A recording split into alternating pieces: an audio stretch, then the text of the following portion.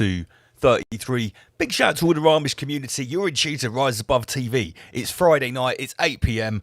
That means only one thing. Unfortunately, it isn't live tonight. I'm just recording this nice friendly little message for you. Andy PG's not even here.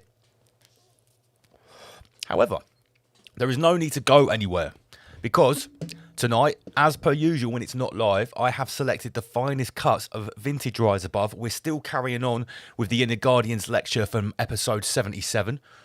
The third part of episode 20, the Antarctica dig. There's also a vintage chat with Inner Guardians in the mix tonight. Some of our work out on the streets, interviewing people in Southampton. So that's what's on the menu tonight. We also obviously need to let you know that the next physical meet-up for the community is in... Oh, wow. Hello, Hermes. Couldn't have planned that better. Is January 31st. Don't tread on the buttons, please, mate. That would be bad. Go back up there. That's your little perch. January 31st at the Attic in Southampton. Scan the QR code. It will be available during the show. Mark Devlin is doing the presentation, and myself and Andy are going to give you the full scoop on MI33, the work we've been doing undercover, our infiltration work. We're going to give you the full behind-the-scenes scoop. Get your tickets. They're only 12 quid on the early bird. It's in a central Southampton location at the Attic. There will be after drinks somewhere as well. It'll be a lot of fun in January. Get your tickets now. All right, what else is on the menu? Also, need to let you know we have got the ongoing meme competition. Get your memes into riseabovelivestream@gmail.com. In fact, let me just put the... I'm just going to put the webs. Yeah, here you go.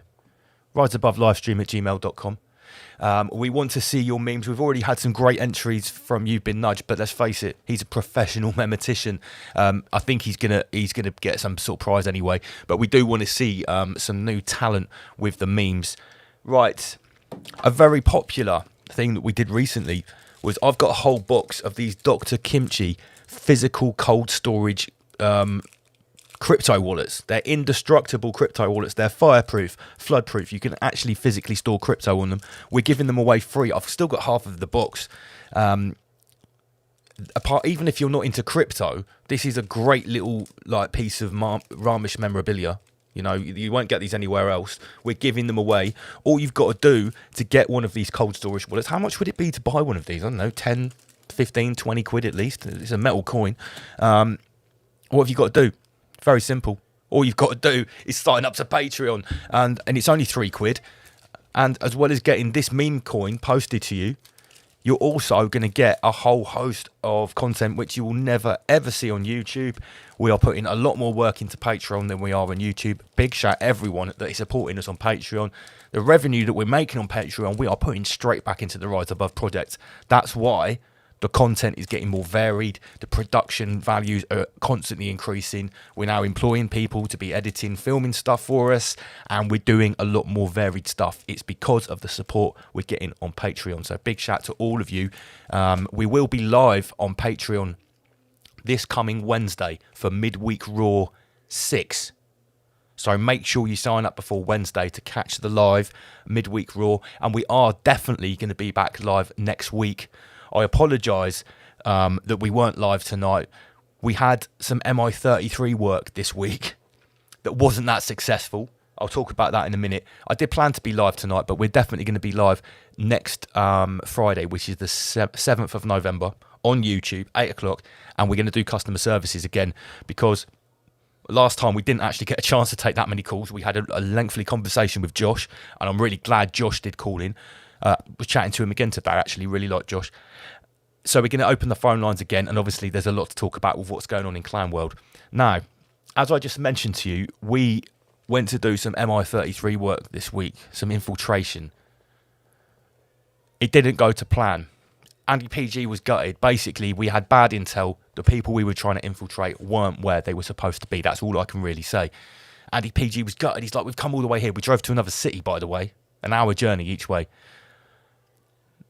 I said to Andy, what you've got to remember is this isn't like going into the studio with a Schwab show, pressing record or pressing live and just getting our content, completing our show.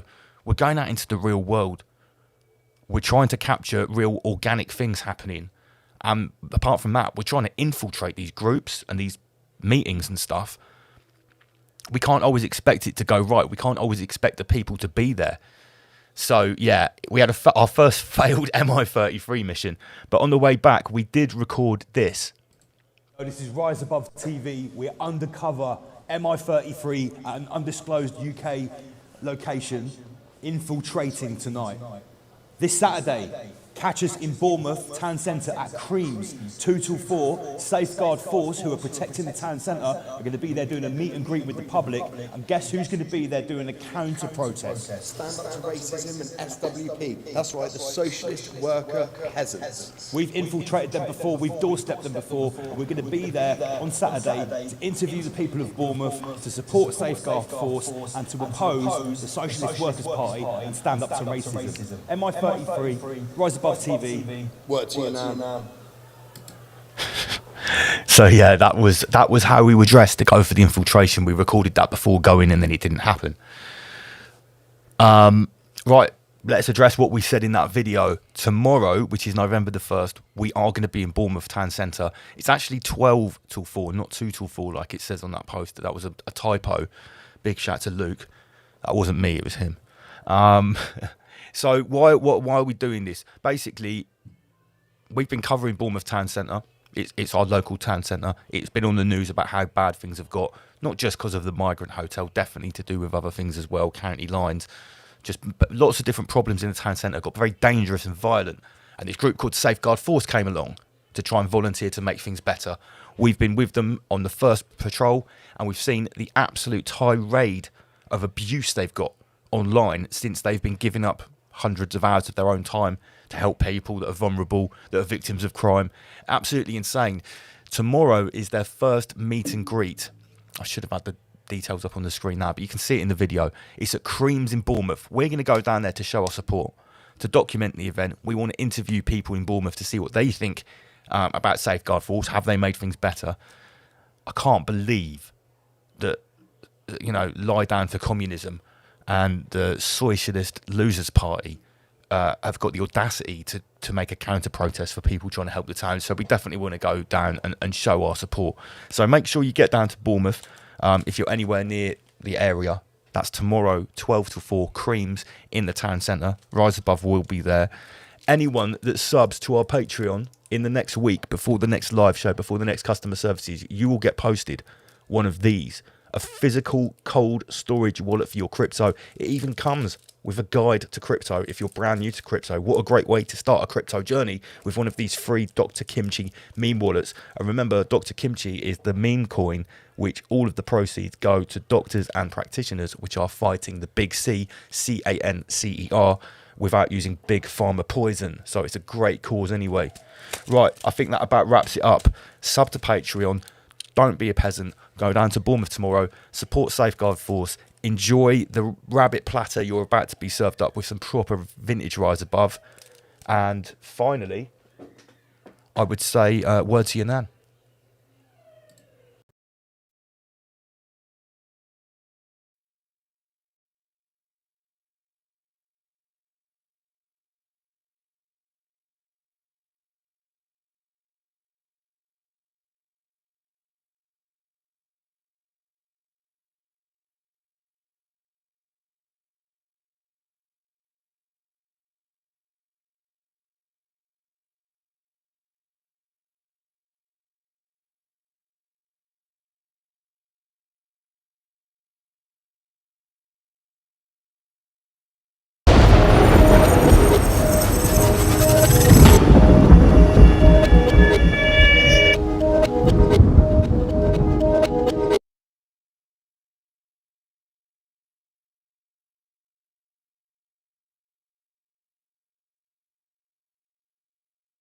Welcome everyone. It's that time of the week again. It's midweek chats with myself and the one they call Master Lee. Let's invite him in.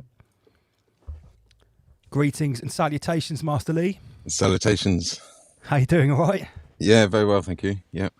So what a show we had on Friday night. I think we probably need to start by addressing what happened last week, because we really had quite an epic call-in, 7-hour, 20-minute show, and it was quite emotional, wasn't it? Yeah, very touching, but very good. Yeah, very good. We had callers from 3 different continents, from the UK, from Canada, and from the US. A couple of callers from the US. Yeah. For this very reason, right, we're going to be repeating that this week. We're going to have the tipping point part 2, and we are going to be accepting call-ins from absolutely anybody. And like we said last week, we really want to get someone from the other side of the ideological divide, shall we say? Yeah, definitely. Yeah, that'd be good. That'd be great. Now, what's happened to me this week? Been deleted.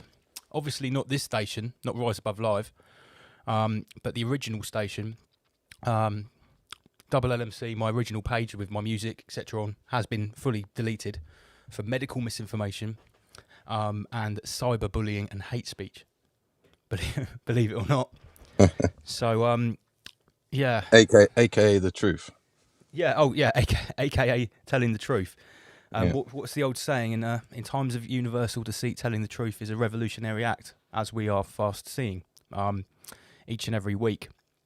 So, to everyone that's looking for my videos, they won't be found on YouTube at the moment. Everything has been backed up on Odyssey at Rise Above. Going forward, we're going to have to occult the language, aren't we? Yeah, well, you can see they're trying to eradicate the first principles, especially of your work that you've been doing. That's a very important point. Yeah, and this is what I was saying to you right now. If I was to be having a debate with somebody, and they're saying, "How you come up with these crazy ideas?" Well, I say, "Well, actually, I've been laying these out for a year, here's a document of what I was saying this time last year. Yeah. But now, right? Okay, some of those videos are uploaded in different places. They don't have the gravitas of the views. They don't have the gravitas of the date they were uploaded, and they don't have any of the comments and any of the interaction. So yeah, my first principles have actually been attacked. You're absolutely right, and I put a lot of work in last year in really trying to. I suppose you could actually say I was just searching out the first principles of like, what the hell is going on with Yeah. And with that you did a series very of good job. videos. You did a very good job of that. Thank you. I tried my best. I think I got to like episode 13 or 14 of Coviet 1984. All the different aspects. ID 2020. The falsification of the death tally. Got to be careful here. Yeah, that's all gone. And the funny thing is, on brand YouTube, all of my videos got deleted on there as well. But this actually happened a couple of weeks before. And do you know what? The only one they left was, it was the most controversial one of all time. It was actually the one about the Dave's ice cream virus and the Ike protein. It was the original one Really? that got me banned. Yeah. Yeah. So really, no idea what was going on there. It's probably the algorithms. I mean, have you investigated the process of being deleted? Well, I've looked into all of the guidelines about what is acceptable and what's not, and how often they change. Now, they say they have teams of moderators and they have an algorithm. The thing was that the last 3 videos that got me the final strikes, they were all from last year. They've been there the whole time. So if what we think about the way an algorithm works is correct, that it has the ability to sort of be omnipotent, searching through vast libraries of data at once, then these videos should have been flagged up ages ago. Yeah. They've Yeah. been there. They haven't gone anywhere. The fact was, I probably had enough stuff on there to get me deleted 10 times over, if they wanted to apply it to every video. And it seems like, I think it was targeted at this particular time. I don't think the algorithm has just suddenly realised No. there's X amount of videos from last year. Well, they can scan videos. I believe it's something like 1 hour of a video they can scan in seconds. Really, Yeah, that's what I've been told. that's quite incredible. Yeah. And then they can take everything they need from it. Yeah. That's quite scary. Well, it's the agents of the denying force. They're trying to act as rulers, Yeah. you know, for the denying force, and they're trying to keep a balance in check. Yeah. So, in one sense, I do feel like it's back to the drawing board. But then I have to think, well, a lot of people have said that this is quite overdue, that all those videos got deleted, because Sure. Yeah. maybe I was on borrowed time. Yeah. Well, on my channel, the Inner Guardians, which actually started in 2019, I've laid a lot of the first principles. In February, January, February, March, April, I did quite a few videos, and then I didn't do many more. And that was primarily because I'd laid down the first principles. I recommend anybody just keep going over them, and you'll find things that are relevant now, here and today, way back over a year ago. Yeah. Absolutely. Yeah, because it's the truth, so it will stand the test of time. Now, I've been very careful not to get the algorithms involved with my videos. I gave the gist of things, and I actually did do a video where I was explaining that I talk in the gist for that reason, Yeah. and I did stay away. I did actually say that I would stay away from certain subjects or words, but it gives the gist of my thoughts. And like you say, when we're dealing with this plethora of subjects that's very multi-layered, and it spans across so many different disciplines, often enough times to get bogged down in the detail can actually be a little bit counterproductive. So that's why we Sure. talk about the gist. Yeah. It's something you slipped into the language quite sort of subversively a couple of months ago. Yeah, he got the gist of it. And then you've sort of really expanded it, and you've sort of opened up as to why the gist is so important to the syncretist, basically. Yeah, because if you're not careful, you can just get stuck going down different rabbit holes. When really what you need to do is just get the gist or the sentiment or the meaning of what of the knowledge. So would that's you being say that my given. concept of the whole rabbit is actually sort of gististic? Oh, definitely, yes. Okay. Yeah. All right, I like it. So we do need to get a spreadsheet or a translator of certain keywords moving forward. We'll get Magix to develop an app. I think that's going to be the only way going forward. We'll have to develop an app that sort of you type in a word and it comes out with the Aborigine translation. I think that's the way forward. Yeah. Right. Well, the other thing that's important to understand is that the things that we say, we don't actually want to be true. I actually hope I'm completely wrong, Me too. but I'm looking at things objectively with objective reason, and I can always, when I hope that I'm wrong, it usually means that I'm right, Yeah. without sounding too pessimistic. Yeah. I know the feeling, mate. I know the feeling. Yeah, and this week, I mean, so much has happened this week already. Like everything seems to be. I mean, I hate to sound like a broken record, but they've turned up the notch again. Yeah. The spearing rhetoric has gone through the roof. What's the new Delta Plus variant today? Yeah. They've added the plus. Yeah. They've added the plus. I've seen the hay fever post about how now covert particles can travel up to 60 meters or 60 feet on pollen, which is frankly quite fantastic. I think that's an amazing scientific discovery. Well, I think that's to back up the lockdowns. Yeah, it's possibly to come. well, it's to provide a bit of fuel to the fire for the Delta Plus. It's to carry the Delta Plus past the 2 meters, isn't it? Yeah, definitely. Yeah. Yeah, because we're dealing with different parameters here and different lots of different numbers. Special double number getting thrown around a lot. You had a good one today, didn't you? You had quite an interesting experience in. Well, yeah, it's actually connected to what park. we just. Yeah, it's connected to what we're just talking about with regards to. I was just about to say that this hay fever thing could be a justification for muzzling up outdoors, which seems to be very important for them to maintain this the illusion of whatever they're claiming. So I was in the park today, like most days, with my dogs. And which bit do you want me to talk about? Well, I mean, what you there's two aspects to this story. You came across a couple of people that you had quite an interesting conversation with on the bench, Yeah. and then these two people that I'm showing on the screen right now suddenly walk past, so everyone can see this picture that you took. And just let's just be clear, you did ask these gentlemen if it's okay to feature on Rise Above, and they were both happy about this. You said, we're going to feature you on the podcast. Yeah, I did say to them, look, you wouldn't be doing this job if you didn't like attention. And they agreed with that. And they said, look, we've been on far worse. We've been on Twitter. That's what they said. Oh, what, like people just filming them and putting them on Twitter and stuff like that?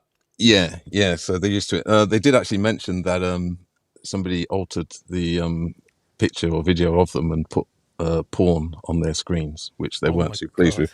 And I promised them that we wouldn't do that. I said, at worst, we might put Rise Above logos on. Oh yeah, I mean for Friday, I'm going to get Magix to put some Rise Above logos in there. We might make some sort of meme out of them, but it won't be. We won't put any porn there. It won't be malicious. Yeah. Okay. Well, look, I'll go back to what happened. So I was walking along with my dogs and my wife, and I saw two ladies. One had a T-shirt on, and on the back it said World War III and technocracy. Ooh, juicy. So it caught my attention, and as I walked past, I thought, well, I've got to say something. And she kind of looked over, and I said, "Oh, I'm just admiring your T-shirt." And she jumped up. She said, "You're awake." I says, "Well, yeah, relatively speaking, yeah."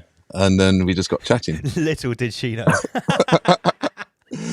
Wow, And, you're awake. No, she was so happy. Or both of them were so happy, and we had quite a long conversation. It was only meant to be 5 minutes, but I think we were there for about an hour, chatting away about all kinds of things, as you can imagine. As you do, yeah. When you know someone that's stepped across the Rubicon, also. Yeah, they said they're going to watch on Friday. Now, I'm going to keep their identities concealed because they didn't sort of tell me to say anything about anything in particular. So it's only fair that, maybe on Friday, they might even phone in. You never know. I'd love them to phone in on Friday. That'd be great. Yeah, but it turns out that they're both ex-nurses. Oh, really? Interesting. and one of them quit on Monday, I believe. And yeah, they've basically had enough of everything that's going on.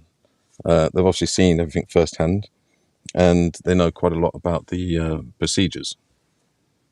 And because of their knowledge and their common sense, and they said they've been looking at this stuff for years now.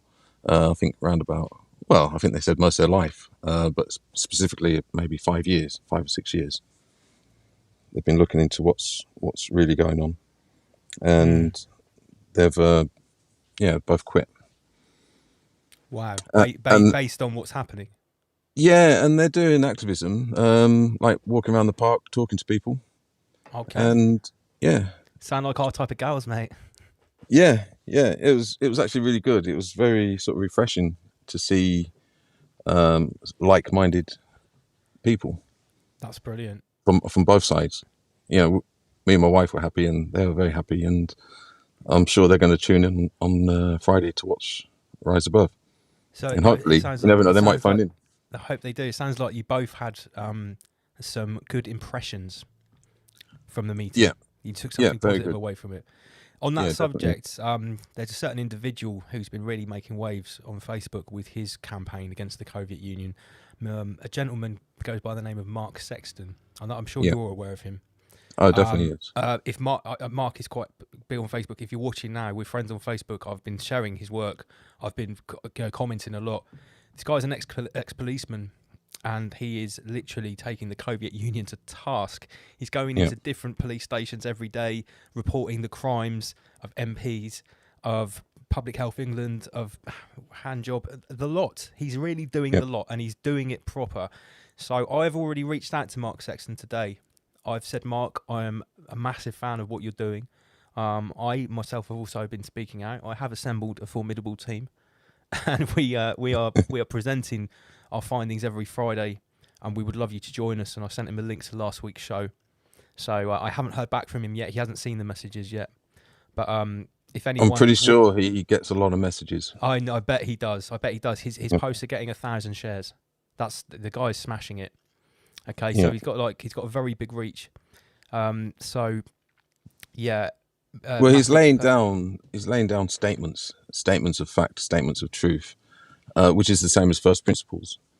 He's actually delivering first principles directly to the police, which is what they need, and should have been done a long time ago. I'm really surprised that it's not been more prevalent amongst serving police and ex-police.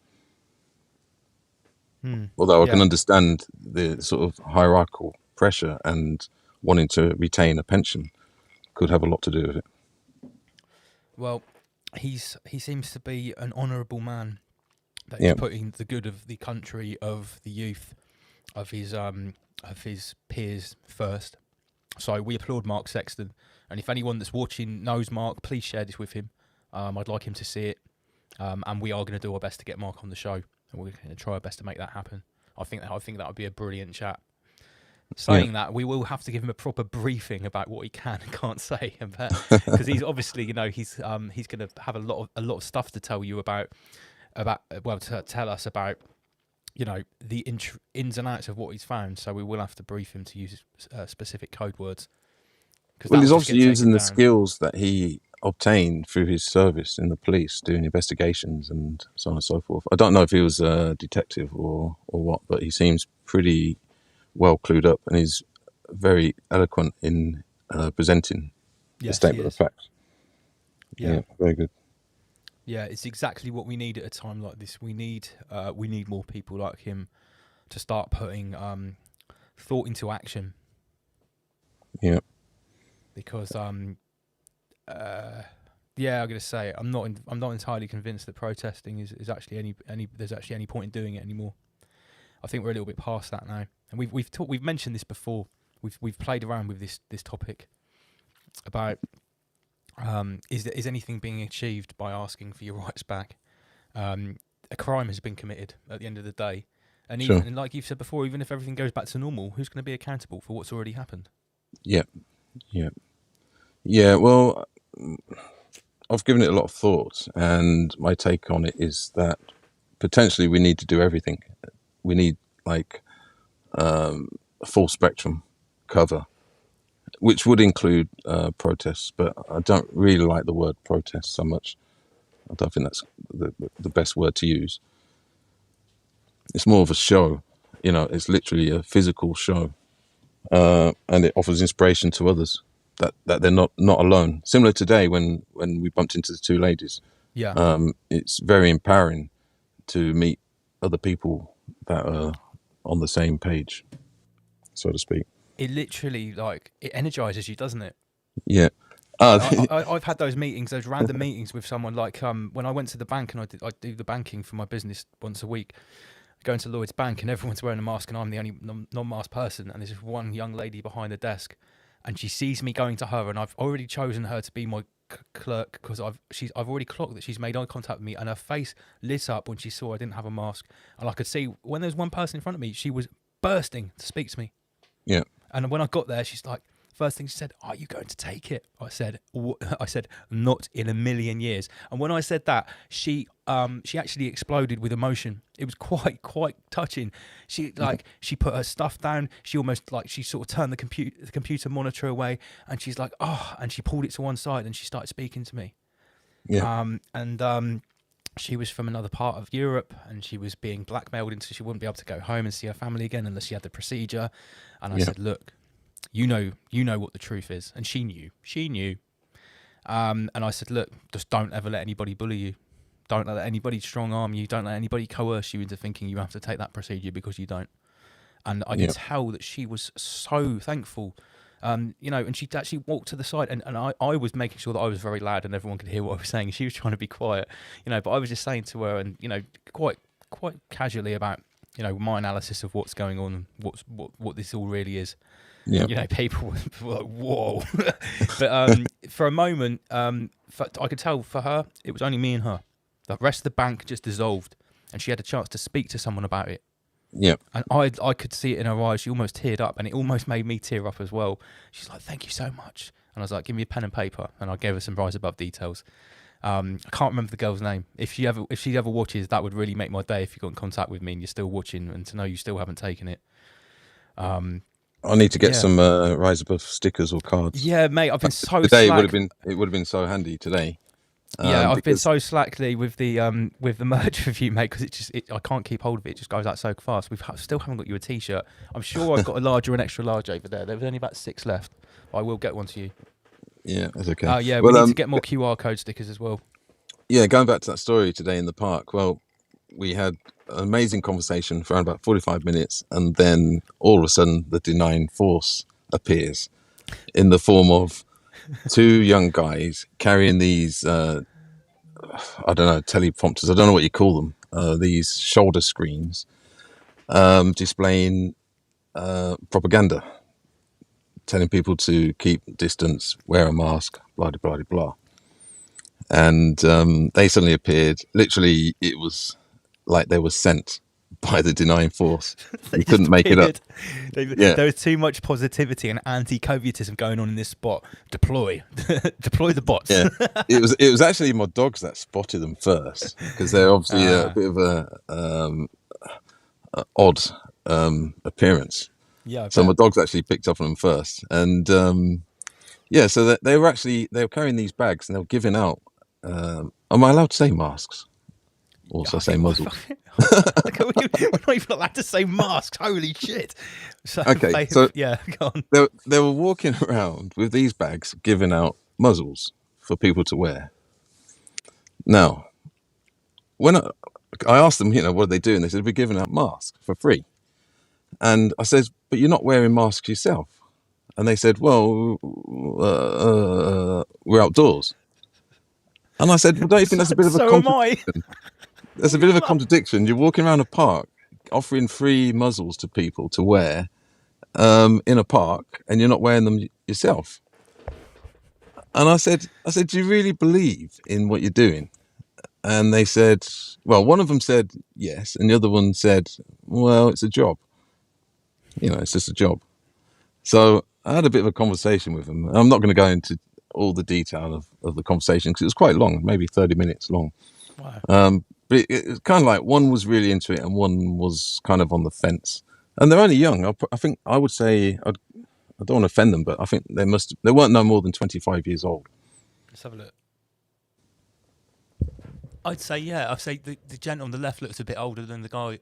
Sorry, the guy on the right looks a bit older than the guy on the left. Yeah, But yeah, early 20s. yeah.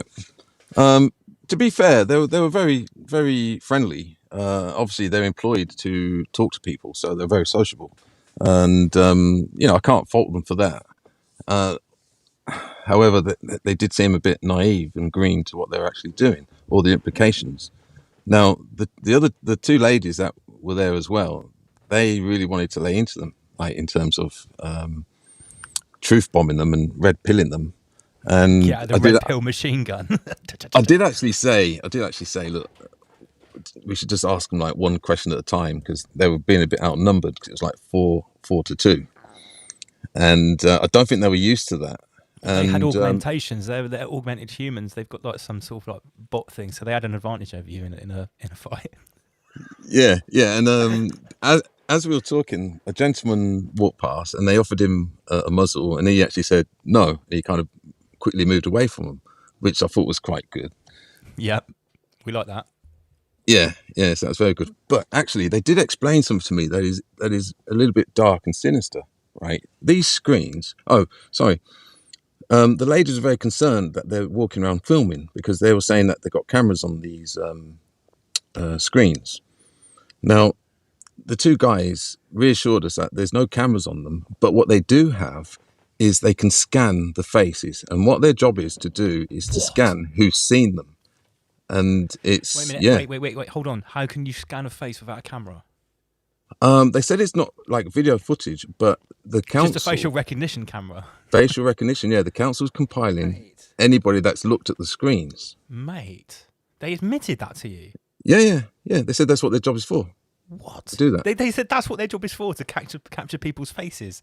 Maybe Yes. it's to capture your data, like your reaction to being offered the muzzle. No, I think they just say that they seem to insinuate that they're just scanning faces, and they've got the technology without a photograph or video that they can actually do facial recognition using these monitors or whatever. I'm not sure. Why don't we have a robot doing this? If they've got the technology to have a face monitor hidden in those screens that is scanning everyone's faces, it seems a little bit archaic that they've actually got a meat sack walking around with that underneath it. Why don't they just have a robot? I suppose think that's there's the next thing, isn't it? I think there's more to it, because I think it's to do with the reaction. Okay. I think that's You what think maybe that's part of the experiment, or that's something to do with what they might be trying to capture? Yeah, I think they want to see who's kind of pro and who's anti. I don't like to use the word anti, but we'll speak in their terms. Sometimes we need to make sure we know what we're quantifying. Wow, we've got 91 people tuned into the midweek chat. Holy shit. Maybe we've got some other people that have watched this on Facebook and think, wait a minute, they're not saying what everyone else is saying about what's going on. I might want to listen. For anyone that's new, this is Rise Above, and this is just our little midweek chat. We go in full rabbit on Friday nights. We did 7 hours 20 minutes last week. We're going to try and keep it a little bit shorter this week, but it's call in. You can see Rise Above livestream at gmail.com at the bottom. That is our Skype. Don't call in now, but on Friday night, everyone is invited to call in, especially people that don't agree with us, that do agree with lockdowns, that do agree that COVID 1984 is the most deadly thing since Spanish flu, people that do think it's worth shutting down the world for what's going on. We'd love to hear from those people, and they will be treated with the utmost respect, as long as they don't call me a charlatan or anything like that. That's something. And maybe the two Teletubbies can phone in, and they can give a good explanation as to what it is they're doing better than what. I would love to hear from one of these guys. They are welcome to call in. Yeah, I told them to watch on Friday, because I said they'll definitely be on it. So you never know. Sweet. Yeah. So, all right. Well, we'll do it. We'll do half an hour for this midweek chat, Lee, because we like to keep it short and sweet. Remember, this is a warm up for what comes on Friday. It's called The Tipping Point Part 2. Last week was epic. We heard from probably about 8 to 9 people from 3 different continents. Europe. Oh no, 2 different continents. Europe and 3, because we're not in Europe anymore, are we? Europe, the British Isles, and North America. And we want to hear from you guys. We want to hear your experiences about living through what's going on. Have you experienced the contradiction? Have you not seen any contradictions? Are you wondering why the show even exists? Do you think we're spouting disinformation? We would love to hear from someone on the other side of the ideological bridge, because we want to try and bridge the gap. That's what Rise Above is all about at the end of the day. Yep. Okay, so I think this has been a great midweek chat. We are going to carry on doing this each and every Wednesday night. So I'm going to thank Inner Guardians once again for joining us, and we will see you guys at 7:30 on Friday. Rise Above. Rise above.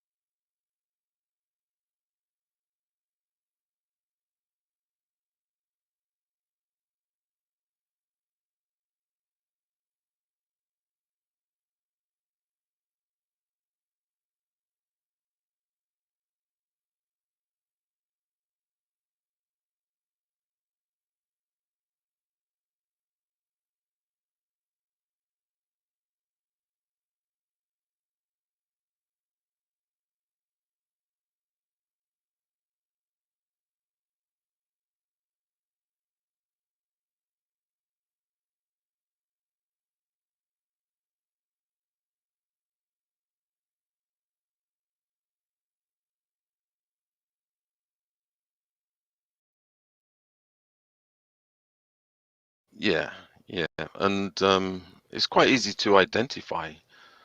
We can see this playing out.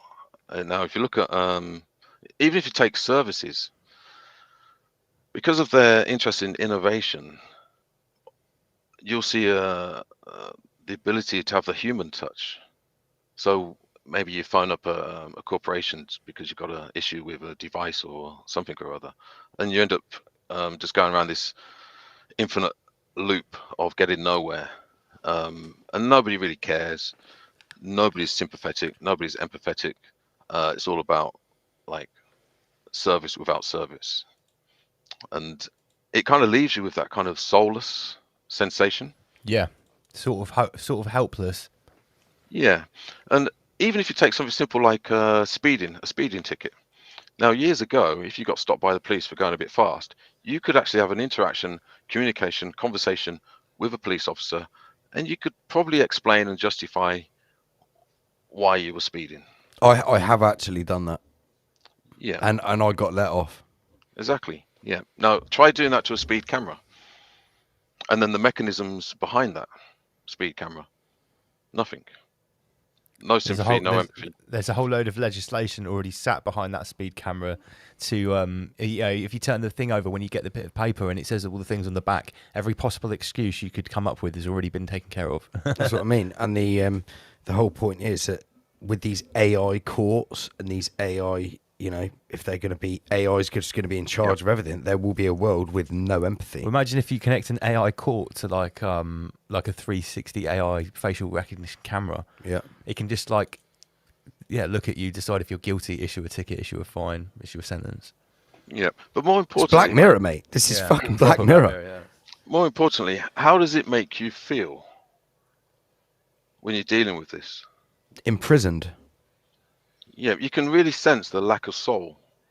Yeah, lack of spirit. it's a dehumanizing experience. Yeah, and this is the future that they want to take us into, for the sake of innovation, for the greater good of humanity, apparently. But imagine living in a world that's completely devoid of that kind of. You can call it different things. You could say devoid of spirit, devoid of consciousness, devoid of reason. It'd be No, very. I think you were right with the first one, devoid of soul. Yeah, no soul.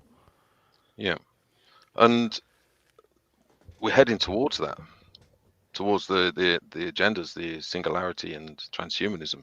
Potentially we'll be dealing with robots for the most part, or cyborgs, which personally I would be very concerned about that. Of course. Do you think like the whole march towards this is actually, in a way, it's sort of like a counter symptom of the fact that people potentially are waking up. We are going into an age where people are seeing this power structure which is forming, but the reason the power structure is forming is because at some point it might not actually be viable to have humans as the arbiters of the state anymore, because there might not be any humans that are left who will cooperate.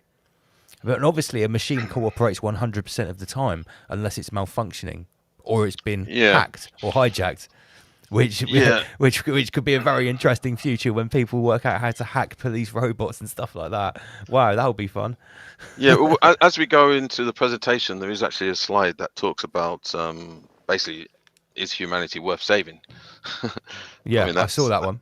Yeah, so I'll probably save that for that. Anyway, pressing on with this presentation, you're going to start to see that there's definitely a massive connection with the dark occult world. Okay, regarding creation or the ability to manifest something in this realm. So that is you could say it's the hinge pin with regards to what is coming, and it's all driven by the sort of dark occult roots going all the way back to the Babylonians and so on and so forth. Now the usual suspects come up all the time, and as we go through this, we'll see that there's definitely a connection between even like Madame Blavatsky, Aleister Crowley, Jack Parsons, Adolf Hitler.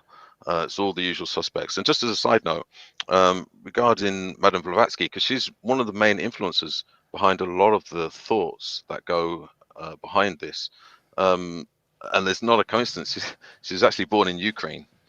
There's also a lot of there's a lot of Russian spirituality that is going into what is playing out. And another example, Madame Blavatsky, she's actually German origin. Her real name is von Hahn, born in Ukraine. Now, is it a coincidence? I don't think it is. What's taking place now in Ukraine, is it coincidence? I don't think so. Is what's happening now with Russia and Ukraine? Personally, this is a dark occult war, and it goes way back, and it's all predicted, it's all prophesied, and there's no coincidences with this. The same way with Aleister Crowley, his connection with Jack Parsons connection with the Nazis connection with NASA. There's a massive chain that links all of this together, and as we go through this, we'll start to see. I want to move on to basically what is panpsychism. Now, I've kind of touched upon it, and just to add, with all of the topics, all the subjects that I'm going to cover, I can't really do them all justice because they're all massive subjects, and each slide could be a whole presentation in itself, and you will have experts in each field. I'm literally delivering a very almost brief overview of all of these subjects, and I'm going to try and bring them together so that, like I said, those in the truth seeking community, we have half a chance because we get inside the minds of those behind the agendas that we're witnessing play out or unfolding. I don't know if you want to jump to the first slide. We'll sort of kickstart it, or the third slide, I think it is. Is that the one that says panpsychism, crazy but probably true? Yeah, or there might be one before it that just says panpsychism, or what is panpsychism? I've got panpsychism introduction and panpsychism crazy but probably true. Just put any of them will do. I was going to talk a little bit about panpsychism. Go for it. All right. Is the slide up? Yes. Just so I know it's moving, because I've still got Inner Guardians on mine. Oh, right. I'm just going to check if everyone else can see. Yeah, can everyone see the slide? Panpsychism should be. Yeah. You might have a slight delay on what you're seeing. Yeah. Okay. All right. Well, panpsychism. So you could describe it, or they describe it as atom spirit. So what they're basically saying is that every atom contains spirit or consciousness. Every monad in the universe has a soul or a soul particle. So even within panpsychism, they don't all agree, but there's a kind of general consensus. Life and spiritual life is inside every particle in the universe or cosmos. So that's basically what they believe. And the singularity in their belief system is the return to some type of pre-Adamic existence or state.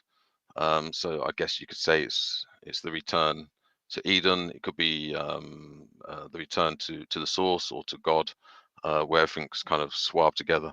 But generally speaking, they see themselves as possibly being God or some kind of demigod in that. Now, you've got lots of characters that are behind all this. I'm not going to read out all the names. They've got very complicated Russian names. They're very easy to research. I'm not going to try and pronounce these names. They are quite tricky. But basically, you've got the Russian cosmos. Now, panpsychism generally came from the cosmos movements. Now, you've heard me talk about the cosmos before. Now, the cosmos are possibly the elephant in the room. They're the ones that nobody seems to want to talk about. But there's definitely a direct link to transhumanism and their belief system with regards to all of this. So the cosmos, basically, they want to swab together everything in the cosmos. And possibly you could say that they want to bring it back together, but where human has a greater control as opposed to the creator or the source of the cosmos. So generally speaking, panpsychism is the belief system that is behind a lot of the transhuman movement. Regarding the cosmos belief system, which is intertwined with panpsychism, so you could say that the cosmism is the sort of general term, panpsychism is their belief system. So cosmism is a branch of philosophy founded in the 1800s by Russian spiritual philosophers. The cosmos ideas are based on a universal purpose of 3 sacred cosmic values, which are 1, joy, 2, growth, 3, freedom. So that's sort of like the building blocks of what they believe in, or that's their vision of the future. So you've got joy, growth, and freedom. Now, they also believe that existence can be explained in 4 stages. So 1 is just raw awareness. So I guess you could say that's like potential. The second is reaction.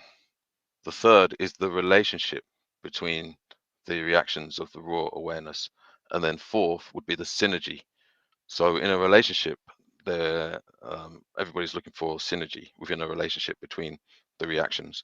That would then bring you to the singularity.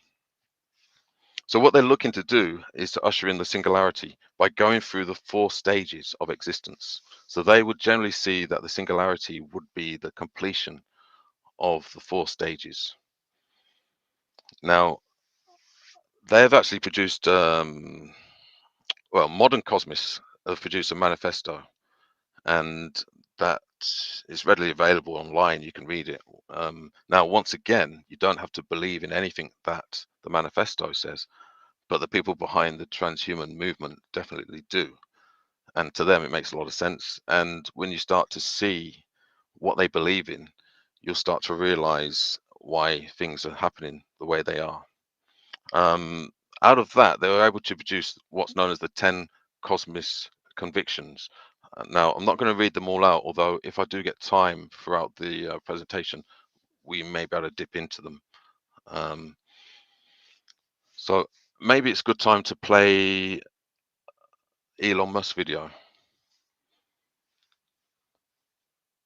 It's a very, very short video. I'm sure most people have seen it. 1 second, Lee, I'm just getting out. Metaverse, which like takes technology to the next level and puts us in like a virtual world. Like, do you see that as being dangerous, hopeful for humanity? Like, what's your view on that? Maybe we're in the metaverse right now. It's just metaverse is all the way down. I don't see someone strapping a friggin' screen to their face all day.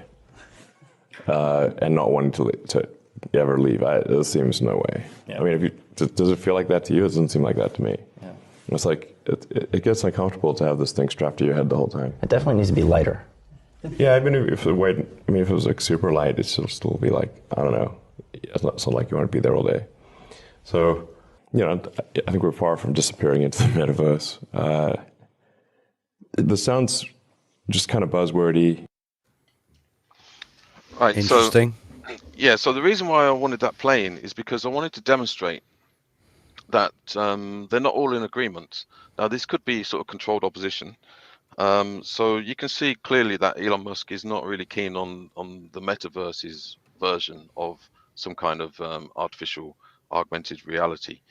And but equally, and I think a lot of people miss this in the way that he's talking. He's not saying he's against it. He's saying he's against headsets. So think about what. Yeah. Because he's the one that wants to link it up to your brain directly. Yeah. So he has to be against it, because if it stops with just a headset, like a pair of spectacles, like I'm wearing now, they can't get inside. They can't get inside. Yeah, it's still an external thing. So he's kind of almost mocking the metaverse. And if you just looked at it naively, you'd kind of think that he doesn't think it's possible to take it any further. But he's just poo-pooing the augmented reality using the VR sets. When in actual fact, he wants to go way further, and he wants to go directly directly into the brain. So that should be a concern. A lot of people sort of say that Elon Musk is a good guy. It's up to you what you want to believe. Personally, I think he is a type of controlled opposition, and he wants to go all the way in. And he's obviously been put there because he's kind of got this funny personality, almost charming personality. But if you actually sat in a room with him and got deep into his belief system, I'm pretty sure that it would come up like all of the others. Now, there's another video of a presentation by Ben Goertzel. Now, if you want to get the other video ready. The video of who? Ben Goertzel? Yeah. One sec. It's around about 1 minute. Is that the one that's got the picture of the AI woman on it, or is it the one where? No. Oh, it's the other one. The Okay. one with the turtles. One with the turtles. Yep, I've got it. This one. Why am I showing this picture? Well, first of all, turtles are really cute. I like turtles. But what I'm thinking of here is the old story.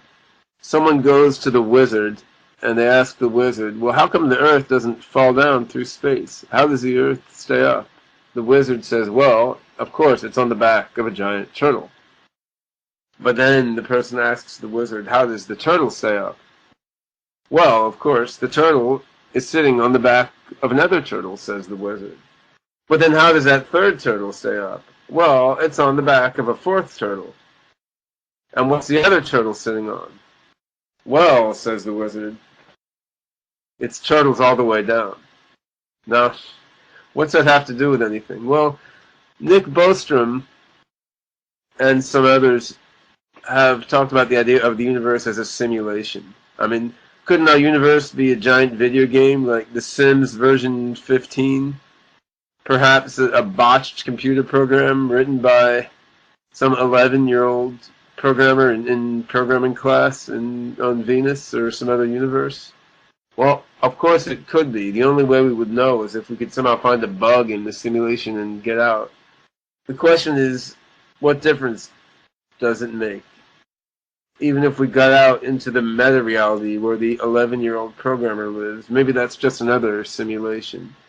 Ultimately, simulation isn't the right idea to be thinking about. I mean, what we have in the physical universe is reactions, second, relationships, third, we have a web. Wow, that was pretty good.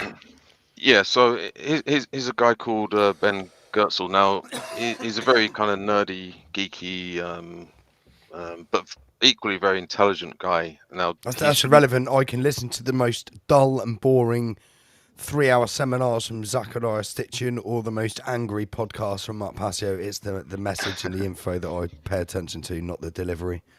Yeah. Now, he is an individual not to be underestimated. He is one of the main driving forces behind the transhuman agenda. Now, he does have a type of ethical approach.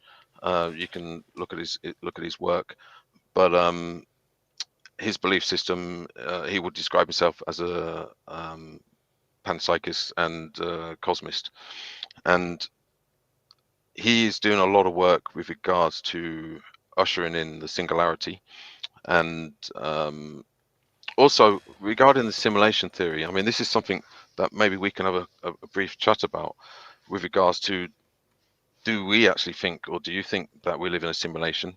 I'll go first. I'll give my kind of opinion on that. It's plausible. There's evidence for every theory, but potentially the whole simulation theory agenda and those pushing it could actually be helping the transhuman agenda. So if they can condition everybody to believe that we live in some kind of simulation that you can't escape from, because it's metaverses all the way down, it's turtles all the way down, it's simulation all the way down, and even if you get out, you could find yourself in another simulation. So there's no point in trying to do anything about it. So it could be almost like the QAnon. A stand-down operation. Yeah, it could be a QAnon type psyop to get anybody that can figure stuff out or grow in terms of consciousness, just to not bother, because we're stuck in a simulation and there's no way out. So personally, I'm very wary of the simulation theory, although it does make a lot of sense. But I think we need to be very, very careful with regards to those sorts of beliefs. So I don't know what Lance or Lance Andy is just think. in the kitchen grabbing some chicken wings. I personally don't believe in the simulation. I don't believe we're in a simulation yet, but I think that's what they're trying to do, is get everyone in a simulation where their consciousness is, like we've discussed many times on the show, uploaded into some kind of Matrix style fucking hell verse where you definitely can't escape from unless you're physically unplugged in your physical body. That's what I think, and I think Elon Musk is going to play a big part in this, because he's the only one driving it to put something in your fucking brain linked up. And how do you think they're going to connect you to that? What I'm talking about there, it's going to be straight direct to the brain. Yeah, That's personally what I think. I also don't. I'm not a flat earther, but I'm also skeptical about the creator theory. I literally don't. I like to investigate all of this. So I haven't. I tend to stay away from the simulation theory. I don't think we're in a simulation currently. No. Lance, what do you think? Master Lee's asking. I think the nature of reality itself is actually a simulation. You are forced at the simulation. I think, even as I describe as particle physics and quantum physics is described to me, it sounds like we are literally in a holographic simulation. If atoms aren't real, if the double slit experiment is true, then it would seem to me that the nature of physical reality, as it's already been described to us, is actually holographic by nature. So yeah, I do think that the universe is being projected outwards and consumed inwards on a sort of Ouroboros loop. Okay. Yeah, I mean, it could be, right. I'd try and look at this completely differently. So it could be the reverse engineering of a belief system. So what we're witnessing now could be the sort of playing out of the reverse engineering of a belief system. So let's say, for instance, if we go into the future and there is a singularity or the potential of a singularity, synthetic universe, then they'd have to kind of, in retrospect, project backwards the belief system that would take humanity into that dynamic. Ooh. Things being projected backwards from the future always makes me go, ooh. This is like what we've discussed about, when the inspiration you get for writing some lyrics might actually be from someone in the future enjoying what you've put out. Funny you should say that, because I've had that feeling immensely strongly in the last couple of weeks, and I don't mind saying this, to the point where it happens first thing in the morning when I get into my car and I drive to work, and I always put instrumentals on. and I start to conceive lyrics and stuff, and it's been so powerful in the last couple of weeks. A couple of times my eyes have welled up and stuff. Like I've literally felt like I'm like something's coming through me, and all of those bars that I've come up with recently have literally just been on the way to working morning. I just put it and it's something, and I'm just oh god. So I've had to stop the car on more than one occasion. Maybe it's Rise and Shine. Maybe Rise and Shine gave me some catalyst. Well, we have to factor in. We talk about things like empathy, even telepathy. If you look at the word pathy, it basically means feeling, sensitivity, perception. And so potentially what we could be talking about, so if we use the raw treat as an example, as a working example, now I'm sure I know the answer to this, but do you feel like really motivated and energized to pull it off, to produce it? Yeah. It doesn't even go halfway to describe how I feel at the moment about it. I feel like I'm literally pouring all of my essence into it, and I'm already receiving some sort of reciprocal energy back from what's going to happen. That's what I'm feeling like at the moment. Yeah. So we could use this as a working example. So the energy that you're putting in could actually be the energy you're receiving from those who will appreciate it, not just for the weekend, but moving forwards, because it could actually be, say, for instance, a defining moment for many people. It could be a life-changing experience for many people. So nothing really disappears. It just kind of dissipates. It recreates in another place and time. It's funny you should say that, because some of the things that I've been doing over the last week or two in preparation, especially with regards to the site, and I'm not going to tell you what I've been doing, but I've been imagining people walking to the site and seeing what I've done in my mind's eye, and literally like laughing to myself on their behalf, because I'm pretty sure they'll find it funny. And like it's literally been energizing me. I've been like just jumping. I've been like so. I mean, Zero In's probably been helping as well. I've doubled my intake of Zero In over the last couple of weeks just to power my way through. So to extend that working example, what you could be experiencing, sensing, feeling, experiencing would be a type of panpsychism. So as an example, it's not like you're just getting these kind of random thoughts or feelings from some kind of spirit floating around.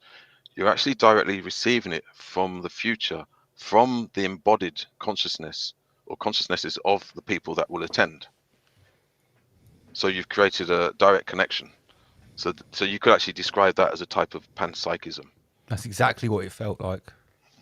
Yeah. And what I was getting from it, and like I say, literally just visualizing in my mind's eye, people appreciating what I was doing. How many times have we had messages live on the show, after the show, during us in the week or whatever, that we've posted to each other and showed each other, of saying how much Rise Above's changed their life and how grateful they are from when we started? Nothing to do with artery. I literally got one exactly like this today that I screenshotted from someone in Ireland. And our show has just got better and better and better and better and better, and is continuing to grow that way.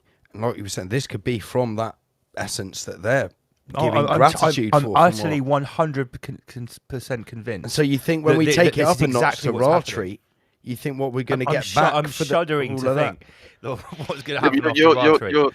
you're looking at this in real time or in retrospect. Think about it think about that you're receiving. Oh no, that's what I'm talking about. Future, Yeah. Then what I was going to say was, you think of raw treats in the future, from what we're going to plan next year. We could be getting some massive energy from what's going to be going on. I am 100% being powered at the moment by the energy I'm gaining from people already enjoying raw treat in the future. 100%.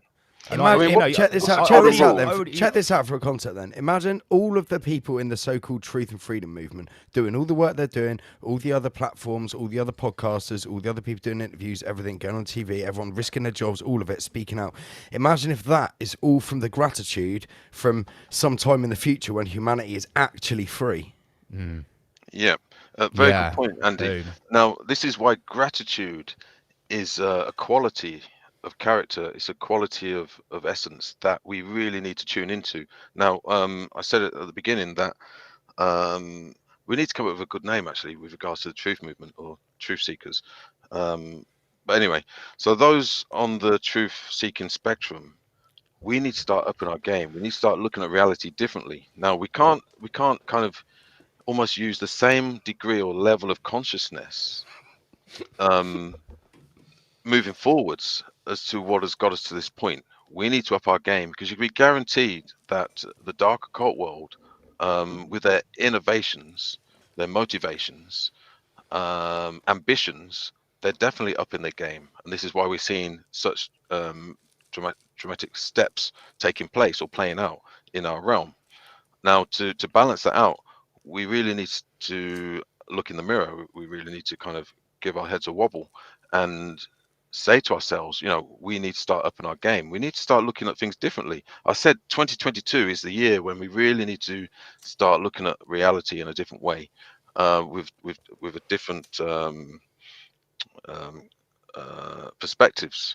And so, as an example, instead of kind of looking in retrospect at the past, we need to also look at the future. Now, I don't mean that in terms of we just I get what you're saying, Marcy, because what they're trying to do, as in the dark occult is pushing all this shit, is they're trying to change it to what they want, whereas we need to try and change it for the better, for what, for the actual good of humanity, rather than the detriment. Is what they're trying to push.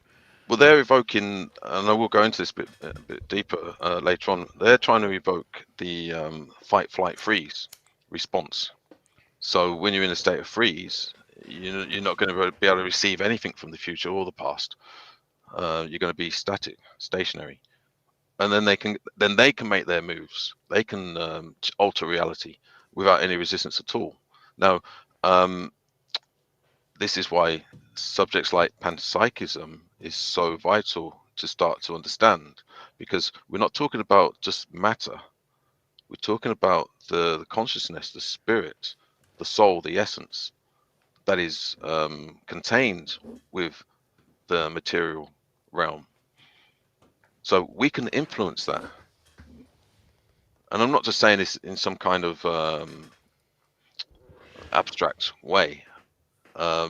These are the things that we need to kind of get our heads around.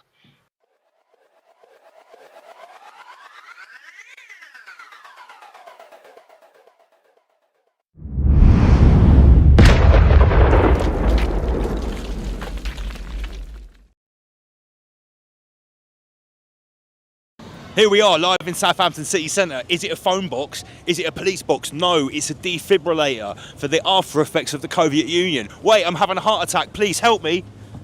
No, look, shut it down. Power off. Computer says no, Michael. Computer says no. Should we go back? No, none of it works. Hello, help me. I'm having a heart attack. Please help. It's the Soviet Union. Britney Spears is killing me. Nothing's happening, guys. No, No. useless. Unlucky. Die in the gutter like a peasant. It's only cost £33,000 to install. Completely useless.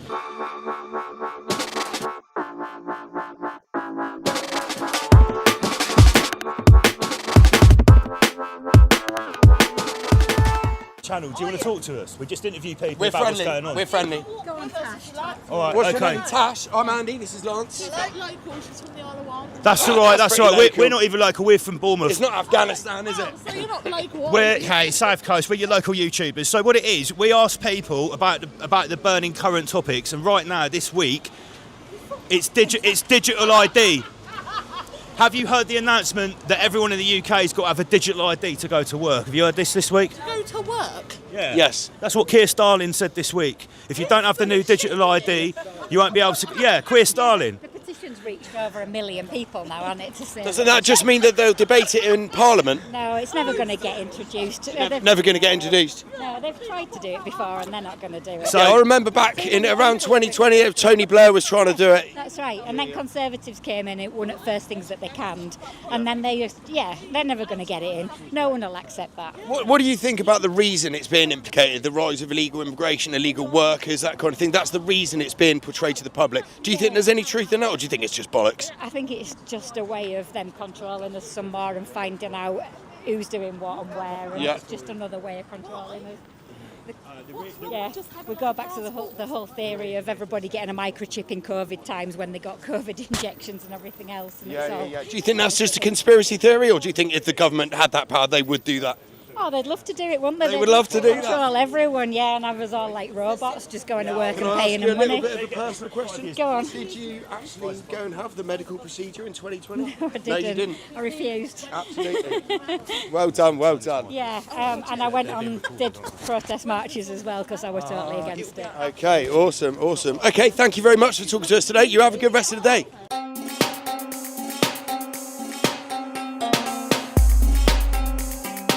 2 Pints Deep. We've had about 3 conversations with members of the Southampton community.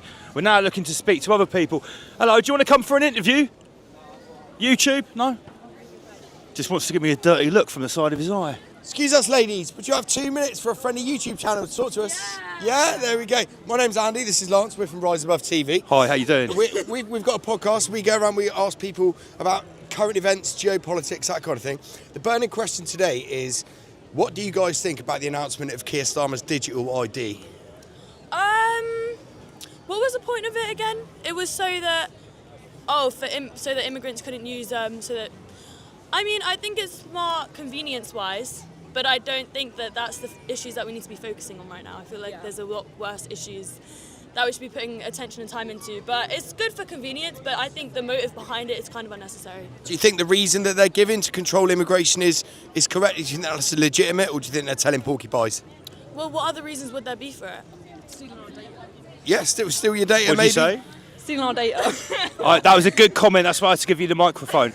So you said, wait a minute, I've got to pull up. You said it might be convenient. Mm-hmm. What do you mean by that? What do you think it will make more convenient to have a digital ID? Well, just because it's on your phone, I feel like there's more times that people leave their ID behind than their phone. So to have it on your phone would be convenient. Funnily enough, I'm not going to disagree with what you just said. Keir Starmer wants to put it on a card. He's actually going to say there's a mandatory ID card, and without this digital ID card, you won't be able to, for instance, get a job. Like you won't be able to get a job without it. It's mandatory. I think that's that's unnecessary standard to set. I don't know. It's about immigration, though, isn't it? It is about that. That's the reason they're doing it. That's the reason they're bringing it in. I think it's a bit. I think there's bigger problems that the government needs to focus on than immigration. Like what? What do you think? There's all sorts, like young people education system, all sorts. Police people system, all the EDL, like I think that's the issue they need to focus on. Racism, hate crimes. Exactly. There's a lot more problems. The law and order system is really fucked, and they're focusing on things that are the foundation of this country in many ways.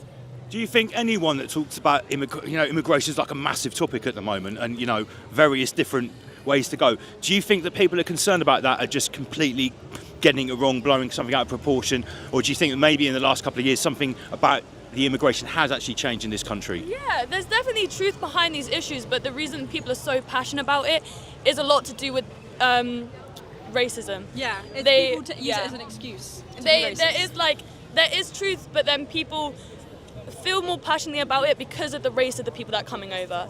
So do you think that maybe the issue getting marred with racism is actually sort of masking a genuine concern? Yeah. That maybe lots of people who are genuine asylum seekers, refugees, find it very difficult to get into the country, and loads of random young men that turn up on boats wearing designer clothes, for instance? Because that's one of the things that people are saying. Yeah. I think, there is definitely, it's like, just the whole issues, like, just whenever there is an issue, people find another reason to be mad at about it. That isn't because the genuine issue of immigration, people say, is the lack of jobs, like houses being taken up. But in reality, now it's just been made about the fact that the people here there isn't as many white people around as there are others. Do you think that maybe the media and the government might be banging on about immigration to create a need to introduce something like a digital ID, like a problem reaction solution? Are you familiar with that term? Problem reaction solution? They make a problem so that they can come up with something that it looks like that. Exactly. Which they've already had ready to go before. So you mentioned earlier the EDL. So another hot topic, guys, is Tommy Robinson. Yeah. Tommy Robinson, racist or patriot? Racist. I do not know a lot about this man. He's a racist. He's a racist. Yeah. I haven't heard his name a lot. I could not tell you. And what do you think about the big march that he put on in London on the 13th of September? Disgusting. I was there in London that day. You were there? Obviously not for the march, but just seeing people walking around, they're just all on the piss. Like, they're all just drinking. They're just using an excuse to walk around shouting shouting slurs at people. Do you think everyone was doing that, or do you think just a percentage? What I saw, everyone that I saw, they're all walking around drinking with their flags, shouting slurs at people. It's disgusting. Like, I don't... I think I remember I saw this, like, this TikTok of this politician talking, and the government is making all of these issues so that we're looking left and right and blaming all of our issues on each other instead of looking up at the elites that are actually the problem in society. You said something really good there, and I know you should never ask a lady their age, but for the purposes of this interview, when we interview the public and get there, do you mind me asking what rough age group you two girls are in? I've just turned 18. 17. Wow, okay.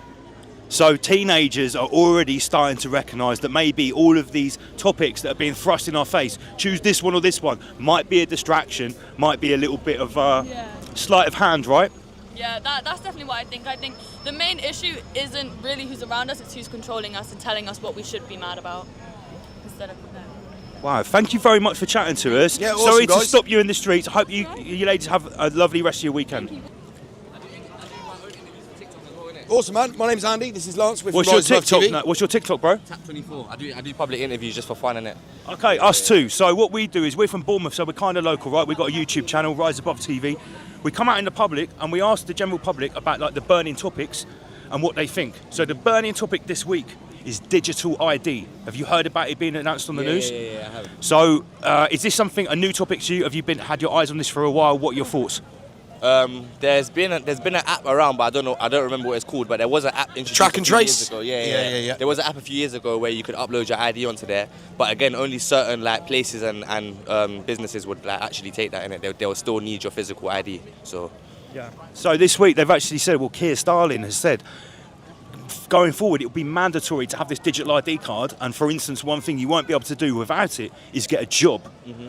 Now, the excuse they're using to introduce it is to control the uncontrolled immigration, the young men coming on the boats. Does that sound legitimate, or do you think that might be BS?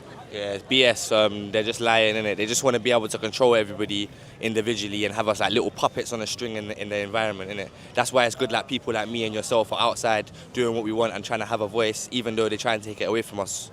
So yeah. So you said on your TikTok you do stuff like this. You interview the public as well. Yeah. Similar kind of questions, like important topics. So yeah, I actually done some interviews when there was a big protest down here. A crazy protest, the racist protest was down here, but I actually couldn't actually upload the footage because people's mindsets and on the matter and how racist people can actually be without even thinking, it just comes straight off their tongue. I think it's awful.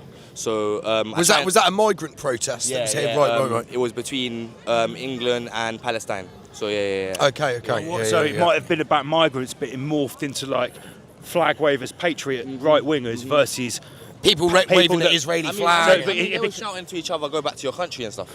And like that on the news, they're portraying that it's not about that. It's about the illegal immigrants. When really and truly, the English people, are making it racist. If you don't mind me asking, how old are you, bro? I'm 27 years old. You're 27.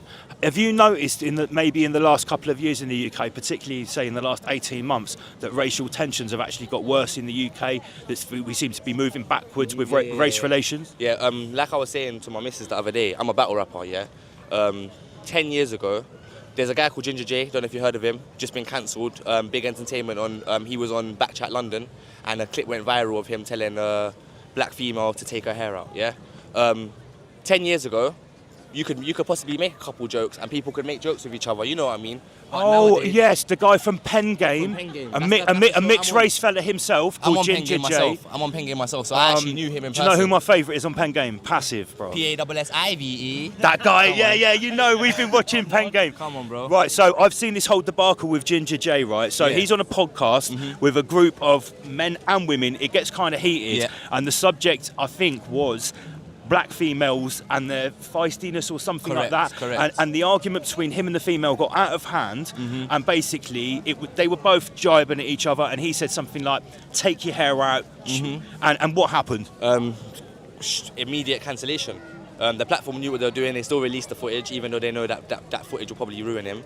But my point is, even though what he said was wrong, and is wrong, 10 years ago, it probably wouldn't have been as bad. But because racism is such a strong topic right now, and it's getting out of hand again, any little thing can just basically just turn left. Because let's be real, he's not some blonde-haired white guy saying that. The man's mixed raced himself, and he's made a comment about someone basically in his own community and something to do with black ladies. His mum's a black yeah, lady. exactly. So he knows how to strike a chord. He was trying to rile the girl up, but now that's been made a race issue, and you're saying that maybe a few years ago that wouldn't have been the case. It wouldn't have been the case a few years ago at all. That's interesting. That's what I think anyway. Just because, like, when things get worse and things get more heated, that's when little things become a problem again. You know what I mean?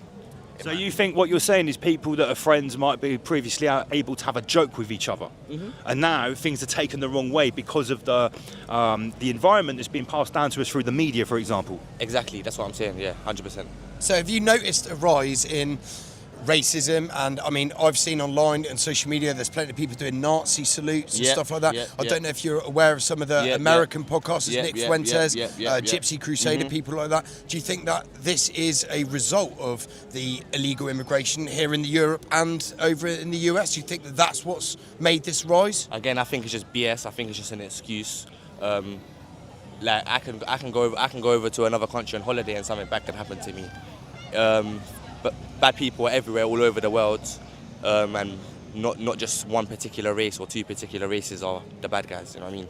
So what would you attribute to the rise in people just being so blatant, doing Nazi salutes, being racist? What's causing it? Is it coming from the media? That, What's emboldening these racists to be so blatant? What do you think it is? what makes it okay in 2025 to do a Nazi salute, whereas in 10 years ago it would be totally like... But that's the thing, it's backhanded. It shouldn't be okay because it's not okay what's going on here, so why should it be okay for them to do that online and all over the world? But again, the world's not united anymore. Everyone's split up and everyone's correlated into their own little sections. You see what's happening in Israel, you see what's happening in America with Kirk. So it's dividing communities all over the place. All over the world, not just in countries in particular. All over the world, communities are dividing. Yeah, I think you said Charlie Kirk there, very interesting. It's almost like now, any big event on the world stage that everyone talks about is now an opportunity to divide everyone every single time. Exactly. As soon as one little thing happens, there'll be another person making a TikTok account, going live and managing to get 50,000 to 100,000 views and followers just based on talking about someone else's life that has nothing to do with them and it doesn't put food on their table or feed their children or there's no benefit to it. So why are we creating negativity when we should be creating positivity in the world? Brilliant message. Bro, for one last time for our viewers, tell us about your TikTok again so they can sub to you. So I'm Tap24, I've been on Pen Game Rap Battles, I'm an upcoming rapper, I'm mainly from London. I've been in Southampton the last 6 months trying to help the upcoming artists here and trying to push them and get kids off the street and give them something to look forward to. That's basically my goal and that's why I'm outside doing interviews because a regular person walking down the street is not going to get a chance to have like an interview unless they see somebody like us. So I'm just trying to give people a voice, trying to let people be heard and give back to the community. Literally Tap24_, that's my TikTok. Awesome, man. So, yeah. Big up Tap24. Rise Above TV stands behind you, bruv. Thank you so much, bro. Thank you so Big much. up, big up. You have a good day, guys. You too, bro. Wicked interview. Okay, big up Tap24. To what I'm talking, most are oblivious. But like double L, why so serious? Cause people are blind with a concrete mind. I open my eyes and I stay curious. What I've learned has made me furious. The media, the way that they're luring us. I do what I can with a tool in my hand. I gotta spread the word. There might be a cure for us. Brothers, sisters, join the resistance. This is big, we need the assistance. Hard work and a lot of persistence to hold their plans.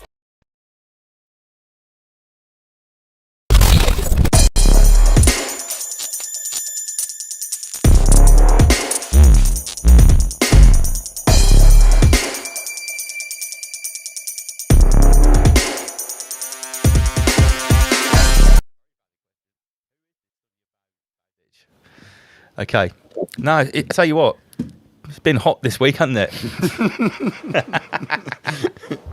33 degrees. Yeah, so it's been real hot this week, and obviously that has increased the levels of spontaneous normie death. It's spontaneous NPC combustion when you get to 33 degrees.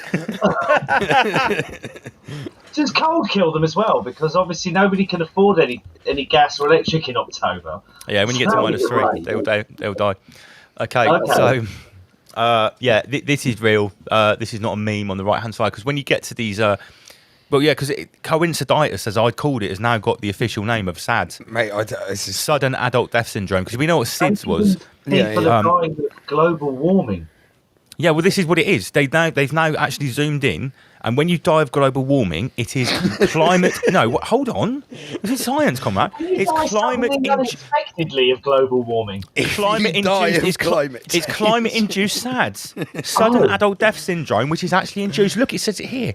Warning: dehydration could link to blood clots. No, I'm not finished. We've got more science here, comrade. Look, young healthy people are dying suddenly and unexpectedly from a mystery syndrome. Doctors seek answers through a new national register. This is Australia. This terrifying phenomenon, according to Vice, is increasingly common because of climate change. Scientists studying temperature at which humans spontaneously die with increasing urgency. Look, it's all here. Here's the science. That's all you need to know. Yeah, Vice, yeah. Yeah, so coinciditis. Right, there's a 3-month lead time on Vice posting it and then it hitting mainstream. I'm going to put money on it with anybody that wants to bet that by close of play September, this global terrifying phenomenon, as Lance said, look, it says it right here. Yeah, it does. It does, mate. Climate change now is going to be blamed on this, and it will be verbatim. And then I want them to do the fake alien invasion next. No, we've got another couple of years to that because I think what it's been all of the kids that have died, all of the footballers, they will reload and they will actually manage to nail all of it on climate change by using this climate induced SADS. I think all we've got is just collections of obituaries to read rather than statistic data that's compiled and ready to view on this. Well, look, let's get some more science out of the way anyway. SADS UK.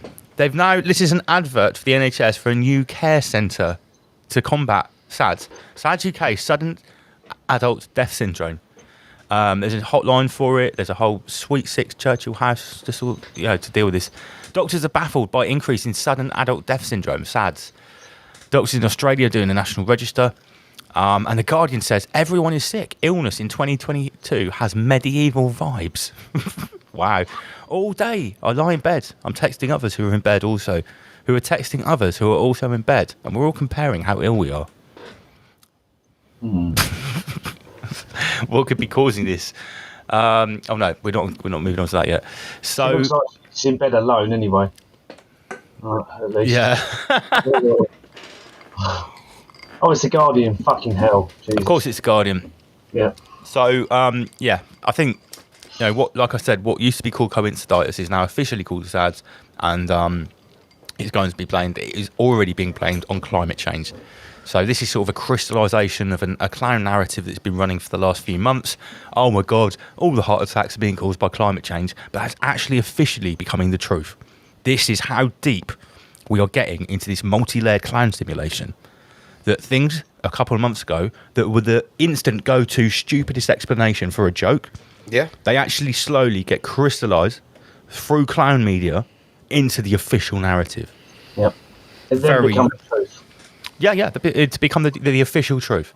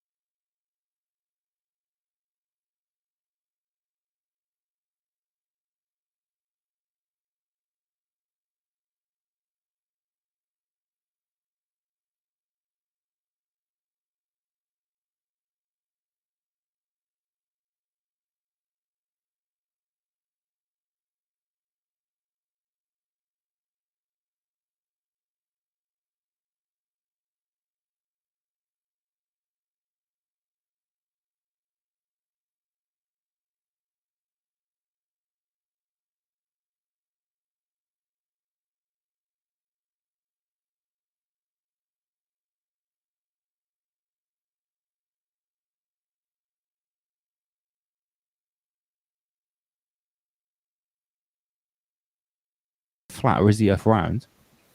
This was my always as a sort of an understanding or an esoteric point of view. I always said that as an irrelevant concept because at the end of the day, this is a 3D holographic reality which is rendered in real time from 7 billion points of perception to the horizon. That was my understanding of how the universe works, and I think that's what Woke in Nature is saying. We render it in real time, just like a computer game. Do you remember a few weeks ago I mentioned about the entity called Elagua, who's red, half black, and Yes. the sort of the mythological story is that he runs through a field and there's a farmer at each end, and once he's gone, they say, "Did you see the guy dressed in red?" He said, "No, I saw the guy dressed in black," and they ended up having a fight, but they were both right, and they were both wrong. Well, isn't that about the same that we've seen in social media last year about the dress? Is this dress white and blue, or is it black and green? You know, the striped dress? Yeah, I remember Are that. we, yeah. are we talking about the same concept here? Yeah, it's you know the double slit theory, where the observer can affect reality. Yeah, the idea that observable reality is directly affected by a sentient point of perception, i.e., there's nothing there if there's no one there to see it. I think Well, that's they the way did to this coin it. test, didn't they? They had a computer which should spit out ones and zeros, and then they had someone in there, and then it would randomly put out ones and zeros, and then they had someone in there, and they would focus their mind towards it, and then they would. Well, the spit double out, slit was about you know. splitting a light particle. Yeah, I'm in aware, two yeah. with It's the observer. It's the observer effect. Sure. Yeah. If, And then you've got someone was watching, the end result would be different. Yeah, Yeah, and then you've got basically- the majority rule. So the majority of whatever is being projected will be the more permanent or fixed reality. And that's the game that we're in right now. We're in the thick of it.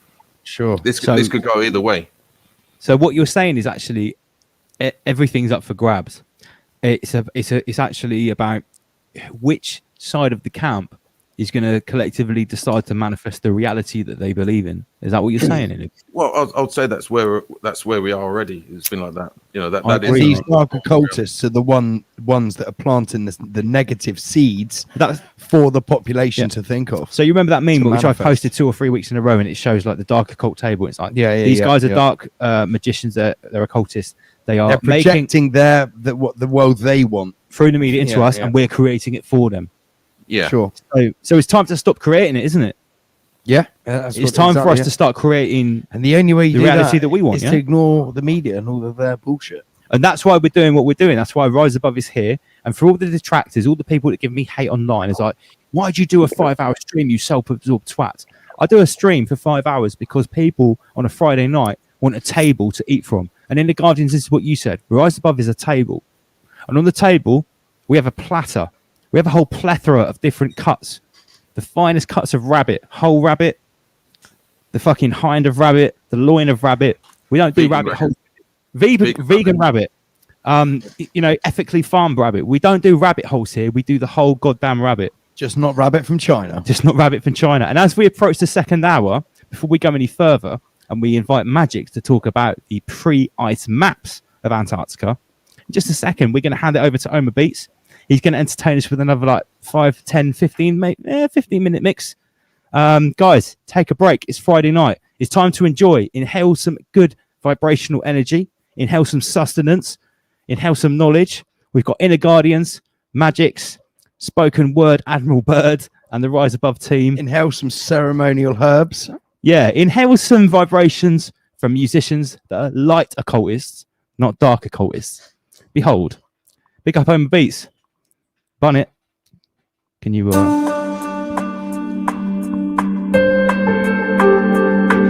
It's all good. Solo Omar Beats screen.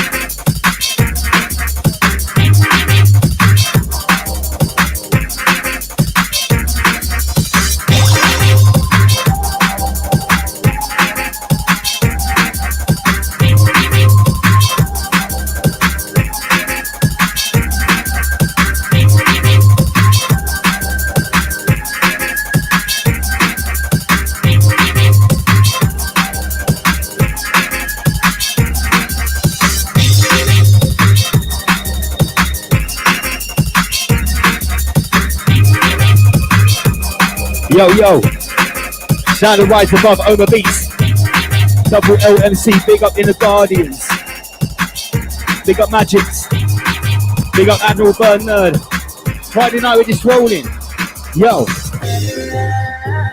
Woo! Yeah. Wicked sound of the Oma Beats on the fader, bro. Big up Andy PG, big up Buffdon, big up the producer, the Empress. Hang tight Yoji. Big up Milsky Van Helsing, big up Chop the Dog, big up Graham B, Sasha English, Zero Dragon 14. Yo. Got to keep it, got to keep it moving, got to keep it bouncing, got to get my high grade by the ounce in. Oma Beats is mixing. Yeah, Double L's announcing.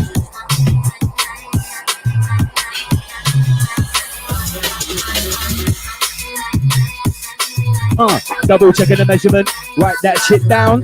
Double checking the measurement, write that shit on testament. Placement onto relevance, my lyrical intelligence. A new stage, a new development, and the everlasting race. Sound of Oma Beats as he's rinsing drum and bass. Bigger, badder, better, bass. Live inside the Rise Above HQ with taste.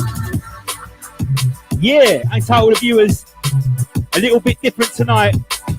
Coming up to the 2-hour marker, 143 people tuned in, it's Rise Above, baby. Bigger, badder, better, listen my selector, word for word, letter for letter, word for word, letter for letter. How you not feeling? Fuck the Soviet Union. Down with Lord Schwab, Health Chancellor Gates, bun you down, eternal hellfire.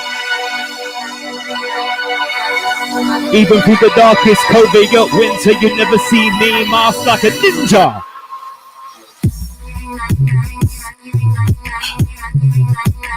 Oh, he wants the Dungeon Master. Bradley Golden, in the next break, I will do the Dungeon Master for you. Beware of the Dungeon Master, the evil, twisted, nightmare crafter. Blood runs cold, heart turns darker. Happy birthday, Bradley Golden, acts like the Texas crew. Double checking up, yo, I'm up. Seaside, a bit of a rider. Buster, one-liner. Oma Beats, C-liner. Listen, two-timer. Seaside up, rid of my rim. Who's that? Double L skin. Light on Friday night with Rise Above and we be rinsing. Telling the truth is a revolutionary act, believe me. Once for the ace, two's for the spades. This is how a Rise Above session gets blazed. Oma Beats, holding it down. With me, the MC Double L with that lyrical crown. We're coming on. Once for the ace, two's for the spades. This is how a drum and bass session gets blazed. Rise Above HQ. Running right through. Okay. Step, step, step, step. Yo, listen. Blank pages. They come and go. Okay. I'm here. Sandoval with beats and double NMC. Rise above. Somebody rise above. Yo. Double checking the measurement. Right on shit on testament. Wait. It's like, hi there, nice to meet ya. It's double L, I'm a preacher. It's selector, to your selector. I got some things to teach ya. When you test me, lyrically beat you down with the verbal jungle sound. Oh my, don't fuck around. Live in Bournemouth town. Live and rise above. Live on Friday night. And we be coming with the vibe. Standard, no misunderstanding. MC double L's here. Standard, no misunderstanding. I'm crystal clear. Standard, no misunderstanding. MC double L's here and I'm landed. Lyrical shit to be branded. Lyrically outstanding. It's a banger. Full capacity. On my beats. Shit. On my beats. Oi, how you not doing? Big up Bailey Montblanc. Big up Kim Walker. Big up James Cole. Hang tight Bradley Golden. Big up the work realist. Graham B. Sasha English. We're just rolling out on a Friday night. Rise above.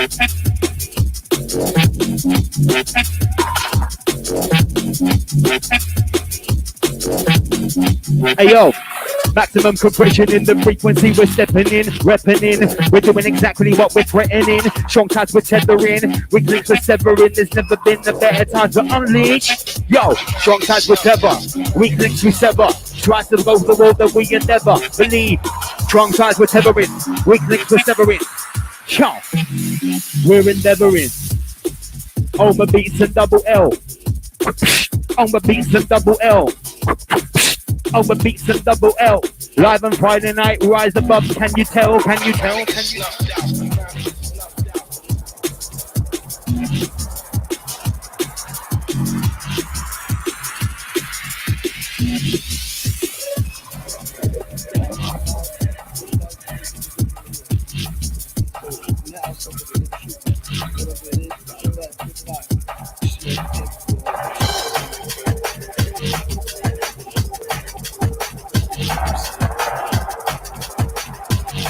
You up next? You up next?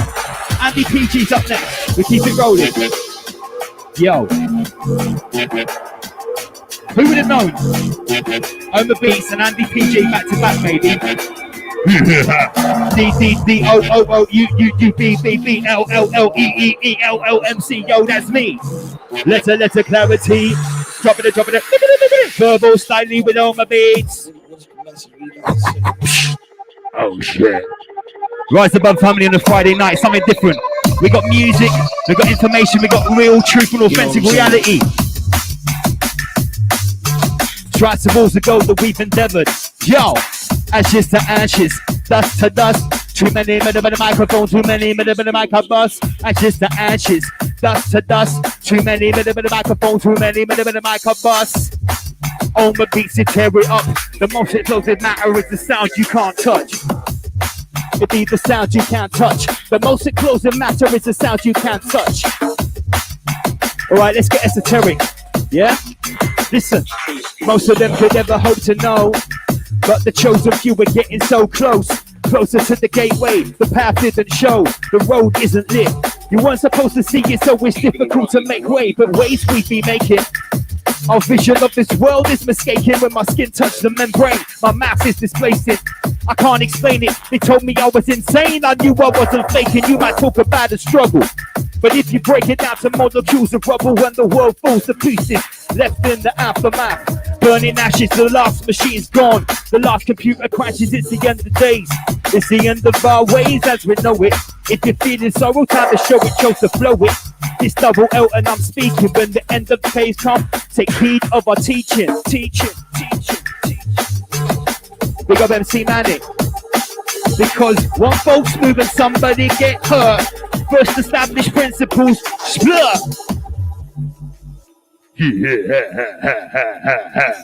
Rise above, baby. How's everybody doing? Pirate Radio, rise above. Big up Graham B. Big up Sim T. Oh, bang to rights, brother. Standard, no misunderstanding. Yeah.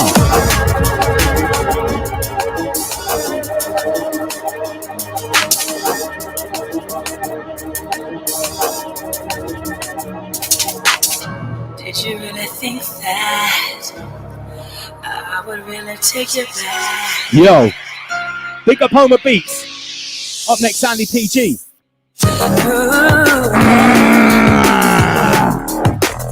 Rise above. We rise above. We rise above, extinguish fear when we generate love. Double LMC, yes, I rise above. Sound of Homer Beats, yes, he rise above. And Andy PG, yes, he rise above. Extinguish fear when we generate love. Extinguishing fear when we generate love. Extinguishing fear when we generate.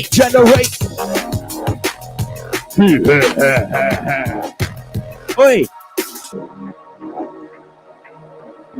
Big up Andy PG, it's been a little while. Did you really think that I would really take you back?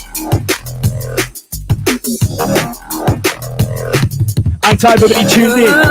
UK, Europe, Canada, Australia, New Zealand, USA. All around the Soviet Union. Listen. Welcome to the Soviet Union. Strap up on your mask, comrade, and start using them. It will protect you from the COVID pollution. Trust me, it's for your safety and protection. Welcome. Even through the darkest Soviet winter, you never see me masked up like a ninja. Yo. And I'll be doing it on a Friday night. How you lot feeling? Andy PG. Industry roller. Oh shit. It's been a while since I said that, mate. I think everybody tuned in. We're having a little break from the realness. Yeah. It's Double LMC, it's Andy PG, it's Homer Beats. Big up Inner Guardians, big up Magics. Big up Admiral Bird Nerd. This is Rise Above. We set out the table, we take the rabbit, we fillet the rabbit to the finest cuts, we lay it out on the silver platter. It's time to feast, everybody. Yo, enter Sir Lancelot. Lyrics to make you, enter Sir Lancelot. Lyrics to make you dance a lot. Gonna use them every chance I got. So people, you gonna dance for what? Did you really think that I would really take you back? It's been a little while. Man's a little bit rusty, but still. Oh shit!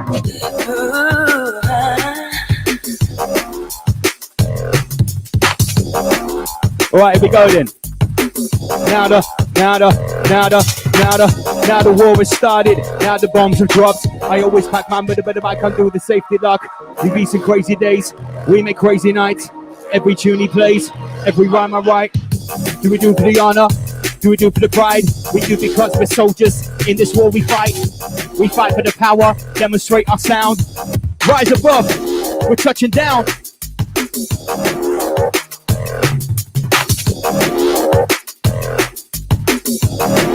Is everybody loving it? Big up the woke realist. Big up Sasha English. Big up Corolla.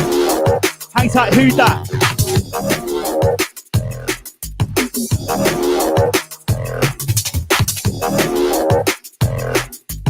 Double checking the measurement, write that shit down. Double checking the measurement, write that shit on testament. Place for dancehall relevance, rise above, yo. Look into my eyes.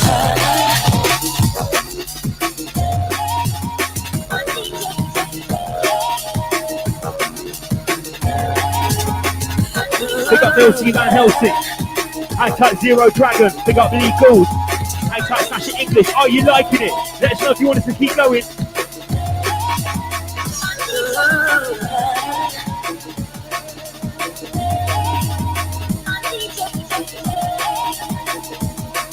It's Rise Above on a Friday night. Andy PG double LMC. Yo, Captain, angle the camera up a little bit.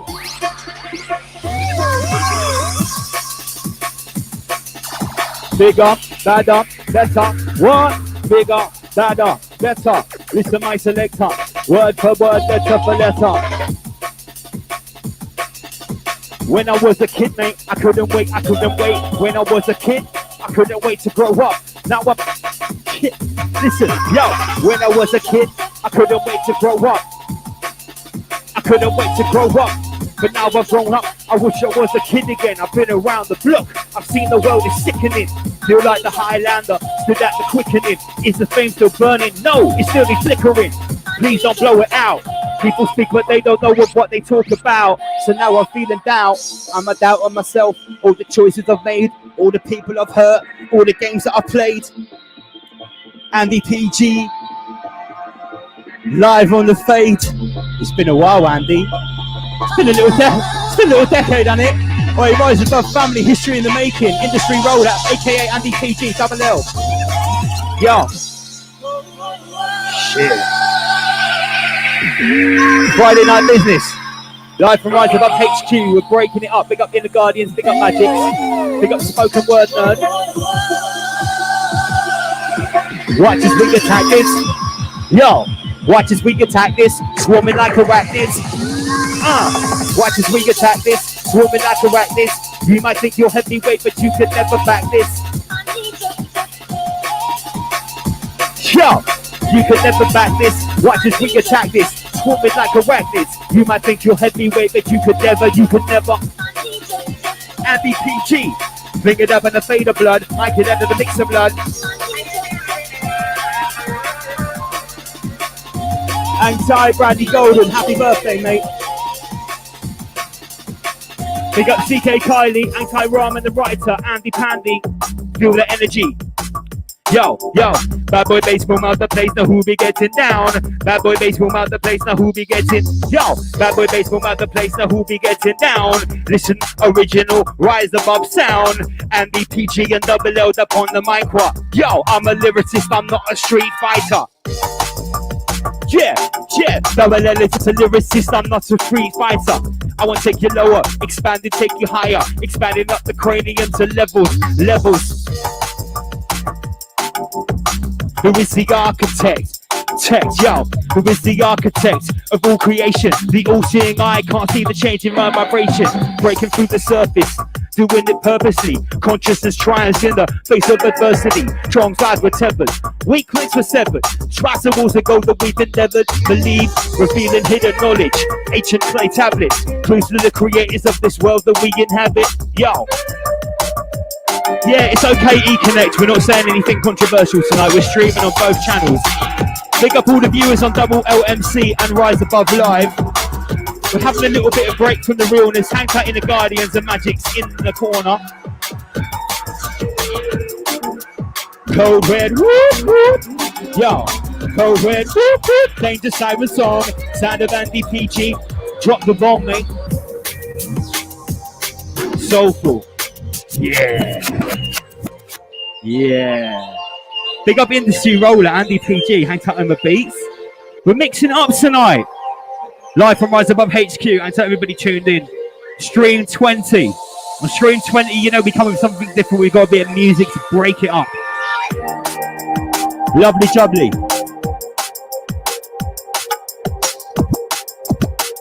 Very nice indeed, mate.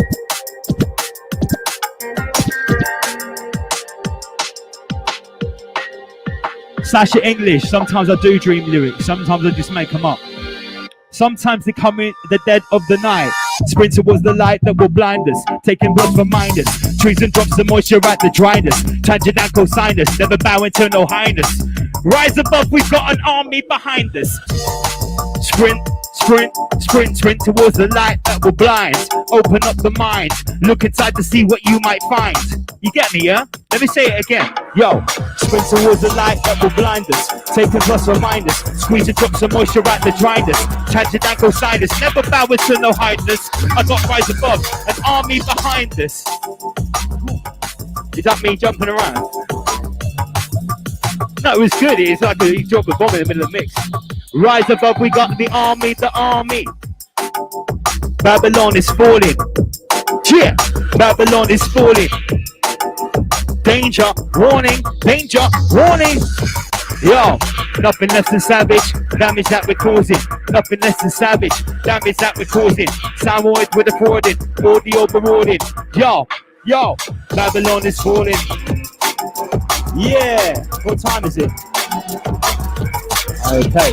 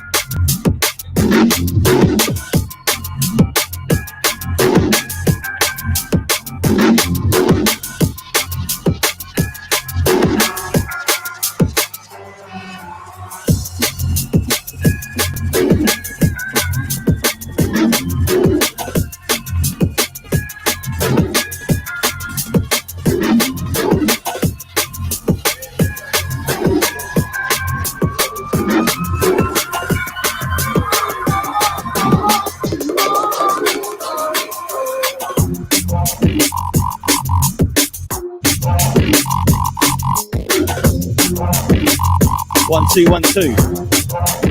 Right, get my camera back on as well. That's the control screen, yeah?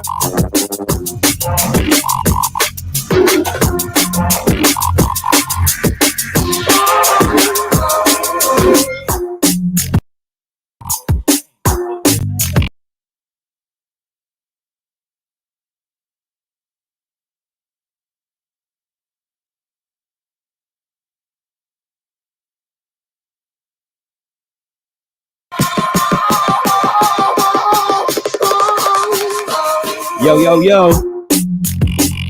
How's everyone doing? Tune, big up Magix. Let us know how we're sounding. It's Double L, and I'm still emceeing from my point of the presenter. Big up Oma Beats. Let's invite everyone back in.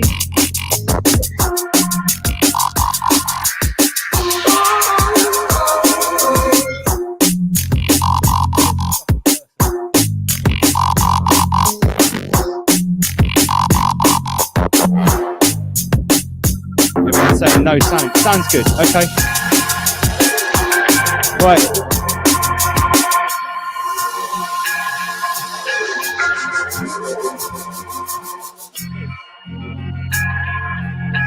Okay, everyone. Welcome back. Oh no, you want to play one more? Sorry, mate. Oh, we ran over. We ran over by 7 minutes. We'll save it for the next break. There's more breaks to come. So, can everyone hear us? Is that all good? Did you enjoy the little interlude there from Oma Beats? Please show some respect in the comment section. Right, can producer, can you invite back in Inner Guardians, Magix, and Admiral Birdnerd? Hello, everyone. Welcome back. The Rise Above team has reassembled. Yo. Right, Very jealous. Magix. Very you jealous. want to be here for the mix. In case anyone didn't know, Magix is the baddest garage grime 140 BPM dubstep DJ in the Southwest. I don't care what anyone says. Aren't you? Big up, my bro. Yeah, you know you are. He's an international producer as well. When Magix posts his stuff in the Telegram or Rise Above News, you better check it. Lee Gould, I'll do some Dungeon Master later. Have you got the Dungeon Master instrumental? Did you, Magix? Did you hear me bust your instrumental? It's at the start of that set. Did you catch it? Yeah, I did. Where did you get it? You sent it to Andy. Did I send you that? To Oma Beats. Yeah. Oh shit! No, you sent it to Oma Beats. You're losing your mind, mate. So, right, I've got your maps. Right, we're back in session. We're back to Operation Antarctica. The Rise Above team is reassembled. Andy PG, Inner Guardians. Oh, you got to start the other end. We've got to start the other end. Right, baby. If you could unshare that screen and go over here and start it back at the other end. I got it in the wrong order, so you go up. And down. Okay. That's the first one. Share the screen again. So, Magix, you have presented some amazing slides about the history of Antarctica maps, right? Because let's face it, before that little break, we were talking about let's establish first principles. Are we going Magix first, or should we do? Do you want to do the other one? Well, I think you should do your one first. Yeah, okay. Yeah. No, do Magix first, and then because you're going to do Falklands afterwards, because this is the history. Yeah, okay. Yeah. Right, so Magix, what have you compiled here, mate? So I had a dig into where Antarctica comes from in literature. So forget the modern day, what it is, where it is, anything about it. Just where it comes from through our literature. Who's recorded it? And well, we've already covered that the cross and compass people, yeah. Yes. So I don't know. Do you want to read a little bit of this, or do you want me to read? We'll take turns. I'll start. The first mention of the mysterious land to the south is accredited to a Greek named Ptolemy, a Greco-Roman astronomer who lived around the year 100 to 170 AD. He thought that an enormous far southern landmass must exist in order to provide a planetary counterweight to the large continents of the Earth. This hypothetical region, which had never been seen, much less mapped, even had names. The term Antarctic, coined by Greek geographer Martinus of Tyre back in the 2nd century. Mate, Magix, you've gone to work, bruv. This is a much deeper level of understanding than we're going to just rip off Wikipedia. Thank you very much. Right, okay. Andy PG, carry on. Where we get to? So referred to an imaged area opposite the Arctic Circle and the 5th century, the Roman scholar Macrobius included in the southern territory called Australis, Latin for of the south, on his maps. Later medieval references to Terra Australis. Australia, am I pronouncing it right? Australis, maybe? Incognita. Incognita Australia. Is that what it's called? Incognita Australia? Or unknown land of the south, would it translate to. Would elaborate on these ancient theories. The maps The maps drawn between the 15th and 18th centuries often included it at the bottom. The considered first atlas of the world, a 15th century collection of maps, was where a lot of the maps containing Antarctica and its earliest forms are from. Theatrum Orbis Threrium, or Theatre of the Orb of the Orb of the World. The Orb of the World. Wow. Right. So the big map that we all normally see, you showed it earlier. The one that we tend to see. We'll see it in a minute. Move on to the map, please. Right, before we move on to the map, let's look at this illustration at the bottom. Right, Inner Guardians. I'd like your input on this. Look at the esoteric. I think we can actually zoom in. Can I have the mouse? We can zoom in on this. I want to zoom in on this particular illustration at the bottom here. Bear with me, guys. So we like to get details. So this is the first page of the first atlas of the planet. Here we go. Right, now I can zoom in. It's this image right here that I'm interested in. Notice the two pillars. Yes, this is why I'm zooming in. This is why I'm taking the time to zoom in. There's so much symbolism. Right, Inner Guardians. What do you see when you look at this? If this is the people that wrote, that cartographized this map, I butchered that word. What does this, as the front page of their literature, tell you? Inner Guardians. I would like your occult knowledge, please. Yeah, well, straight away you can see the twin pillars. Yeah, which is standing out, and then you've got the guardians that standing to the side, and then you've got the people below. And the people below look. What happens? They look dismembered. Yeah, self-slaughtered. Self-slaughtered. Yeah. This is why I asked you, yeah? So, establish first principle. Self-slaughter, we talk about this a lot. For anyone that's just tuned in, can you elaborate on what self-slaughter is? Yeah, well, it's a process that takes place primarily through the psyche or mentally, through various psyops and gaslighting techniques, where the end result is that you destroy yourself. That's like the ultimate crime. Self-sacrifice, yeah. So you're basically coerced into killing yourself.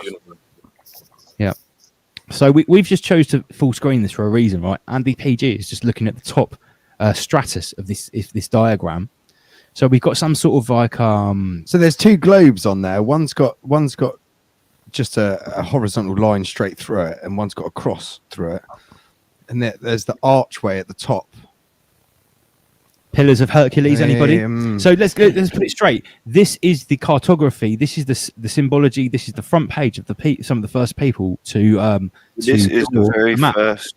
This is the very first atlas. Looks like a grapevine here. Look, it's grapes.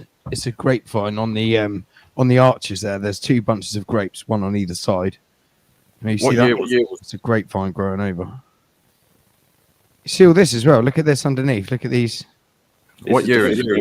1500s. So this would have been the Google of the 1500s. Yes. This is dripping in symbology. Look, you've got one here with like some ointment or smoke or something like that, and then someone with a bush or flowers or something here. Yes, yeah, this dude's got a halo here. That's so the halo, the fire halo, is the deity of the Masons. That's the sun god, yeah. Beyonce do her thing. I'd say the male and the female here is the sacred feminine, the sacred masculine. At the top here, they look like the guardian. This could be a hermaphrodite at the top. So you have the orb with the cross on it as well, right next to the person at the top. Interesting. This is dripping in symbology. Wait till you get to slide number 3. So this book was created. If you go to the left a little bit. Yeah. So let's just zoom out a little bit now. This book was created by the guy on the left. This dude here, Abraham Ortelius. And he was a Dutch cartographer, and he was like pushed into creating this by the person on the right. So this dude on the right, who's that then? He is a Gillis Hoffman, a Dutch-German banker. So the book was created in Antwerp. Hoffman was one of the richest men in his time and the prosperous city of Antwerp, trading centre of the Spanish Netherlands. So if you go to the next slide. Yeah. Next one, sorry. There we go. If someone wants to start reading from the top. Okay, so 1 second.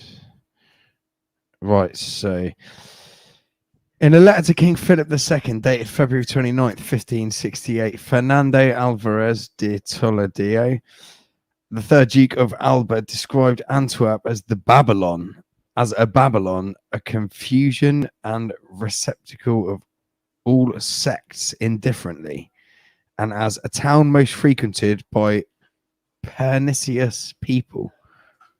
2.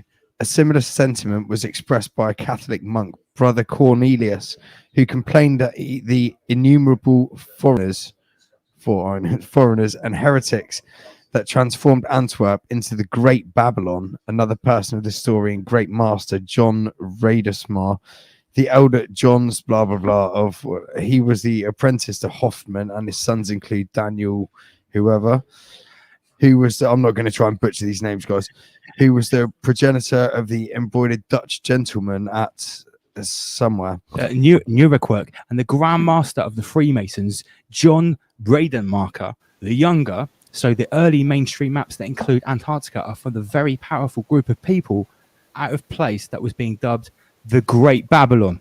Does that ring a bell, anyone? Like the Great Reset? Let's get fucking word nerd back in here, right? Is this like reminiscent of anything that's sort of happening now?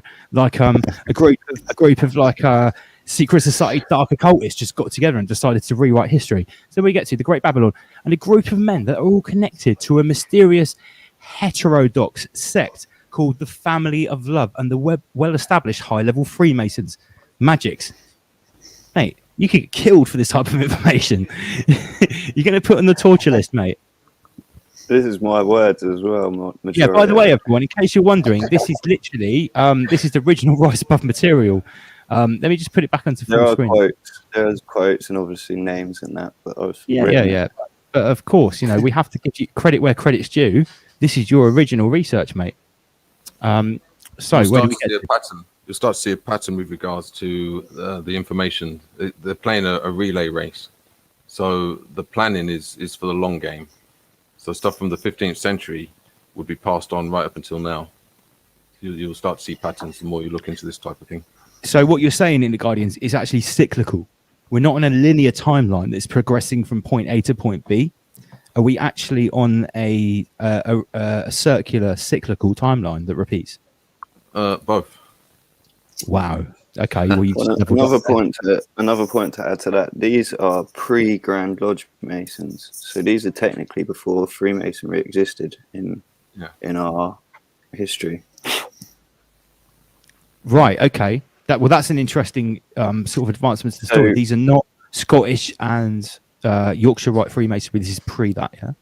So the elder guy, he is not technically accredited as being a Freemason. His son, the younger, is accredited as being a Grand Master of Freemasonry. Okay, well, I'll carry on reading. If you could just share the screen again, please, producer. So, hashtag Rise Above. This is original magic research. No, wrong view. The Family of Love was an apocalyptic sect that believed the end of the world was fast approaching. Founded by the prosperous merchant from Munster, Henrik Nicholas, a.k.a. H.N., the Hilge Nature, holy creature. Mate, I've never even heard of this guy. Holy shit. The apocalyptic element of their belief meant that adherents could live as members of religious communities because all religions and authorities would have been irrelevant come the end of times. Does this sound familiar to another sect? I'm going to say hashtag Sabbatean Frankism. Seems like that. It does, doesn't it? Make it happen again. Wow. Members of this sect were wealthy merchants, bankers, and religious influencers and authors. And one such member and another character in the Atlas is a man who printed not only the first 1570 editions, but the important expanded 1579 Latin edition with its bibliography, the Catalogus Actorium, Index Tabutarium, the maps with the text on the back, followed by a register and the place names of ancient times, the nomenclator, and who also played a major role in the marketing printing of the book, whose Ortelius friend and colleague, the French publisher, printer and bookseller Christophe Plantin. So we're talking about 15th century architects of reality here. It's the two photos here. I've never even heard of these guys, mate. Yeah, have a little zoom in on the two They all look whoish. They all look like Sabate and Frankis. Look at their face. Look at their beards. They look like Jacob what he's Frank. doing with his hand. Look what Plantin is doing with his hand. Oh, holy shit! Look, guys, give me that. He's got a compass in one hand. So follow his hand on a book. So follow the mouse cursor. Guys. This guy in bottom right. These guys are grandmasters at the top is wearing. So remember that the game is played through signs and symbols. That's how the long plan is played out, is by connecting using the signs and symbols. That's what you got to look for. So what you're saying in the Guardians, that's why this guy here is wearing the same get-up as Lord Schwab is wearing when we show those memes of him. His best Saturnian attire. This is Saturnian Grandmaster Adept Priest class attire. This is what we're talking about here. It's not. Yeah, it's a replay. A replay, yeah. So this is what you said in the Guardians. I'm sure you made a post of this. It's not the great. In fact, you made a whole video. Not the great reset, the great replay. Please expand. Well, it's we seem to think that these resets is something that, or the end of times concept is like the end of times. There's been the end of times many times. What it actually means it's the replay or the reset. For those who've watched the Matrix trilogy, I think it was Matrix 3 with the architect. I mean, how does he describe, what he's done to reality or the Matrix? He's done resets. Oh yeah, let's get it right. He had. Is this in episode 1? No, this is number 3. So number 3. Okay, so am I getting this right? In number 3, they said the first few versions, maybe 0.1, 0.2, 0.3 version of Matrix didn't work, and it didn't quite effectively trap. What was the second one called? The Matrix Reloaded. Oh no, we're not talking about the movies. But what In the Garden is saying is in the Matrix, the third movie, the architect actually insinuated that when they were constructing the AI, when it was constructing the Matrix to trap our consciousness, to create its batteries, the first 1, 2, 3, 4, 5 attempts were actually unsuccessful. Okay. Because the reality which they tried to replicate, and I'm paraphrasing the Wachowski brothers / sisters here, the reality they tried to replicate wasn't quite, let me get this right, comforting enough to make the symbiotes or the batteries actually believe they were in real reality. Right. So they actually recreated sort of late 20th, early 21st century. Yeah, they found the optimum level of reality where it was just comfortable enough, but just harsh enough to capture their consciousness. Am I getting that right, guys? Matrix fans, people in the comments, I think I'm getting that roughly right. Yeah. So this is why the Great Reset. The Great Reset accompanies the Great Awakening. They run side by side, and throughout history, this is not like the first time. It's happened many times. So you'll see literature and stuff where they actually thought it was the end days or end of time. Well, that it possibly was for that particular phase before a reset. I was always taught from my teachers that humanity has received many genetic modifications. We've even had organs placed in us and removed. Wait. What kind of organs? Similar to the way it's described, and this could be purely sort of like an analogy or even metaphysical, that we did have tails. Now, this has nothing to do with evolution. I've heard of this, mate. Where the tail is placed is questionable. Michael. Word, power, and sound. Every positive movement, every conversation, every connection, every seed you plant, ripple. Don't let anyone ever tell you that one person can't make a change. Bullshit. On the dawn of a harvest sun, are we speaking the truth in the sharpest tongue? Feast on a rabbit, served with a garnished lunch. We got the hardest puns. Mind master, trust your ability. NPC is an IQ deficiency. They're living in mental captivity. I'll never submit to these bloodline dynasties. On the dawn of a harvest, crops are sown to trade corn with the farmers. Sometimes I want out of this nightmare society, like I was born with the Amish. I've got the formula mastered, claiming our power, there's more to be harnessed. I'm no ordinary artist, try wage war, I'll be forming the armies. EQRA-NOX, that's Equinox. Our essence is infinite, not confined to meat suits or Tesla bots. On the night of a harvest moon, on the dawn of a harvest song, we're telling them welcome to the Equinox. Welcome to the Equinox. On the night of a harvest moon, I take flight to the farthest tomb. I meditate in the darkest room by the candlelight until the spark exhumes. On the night of a harvest, I see a silhouette hunter hold up a carcass. Any heartbeat's a target, and blood trails the ground like red carpet. On the night of a harvest moon, so sacred, silk on an ancient loom. Hooded robes in ritual rooms, pray all night from yesterday's moon. On the night of a harvest, farmers emerge and they set up a market. It's all business regardless, where your loot is bought and sold and bartered.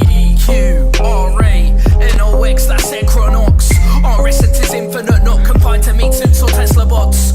On the night of a harvest moon, on the dawn of a harvest song, we're telling them welcome to the Equinox. Welcome to the Equinox.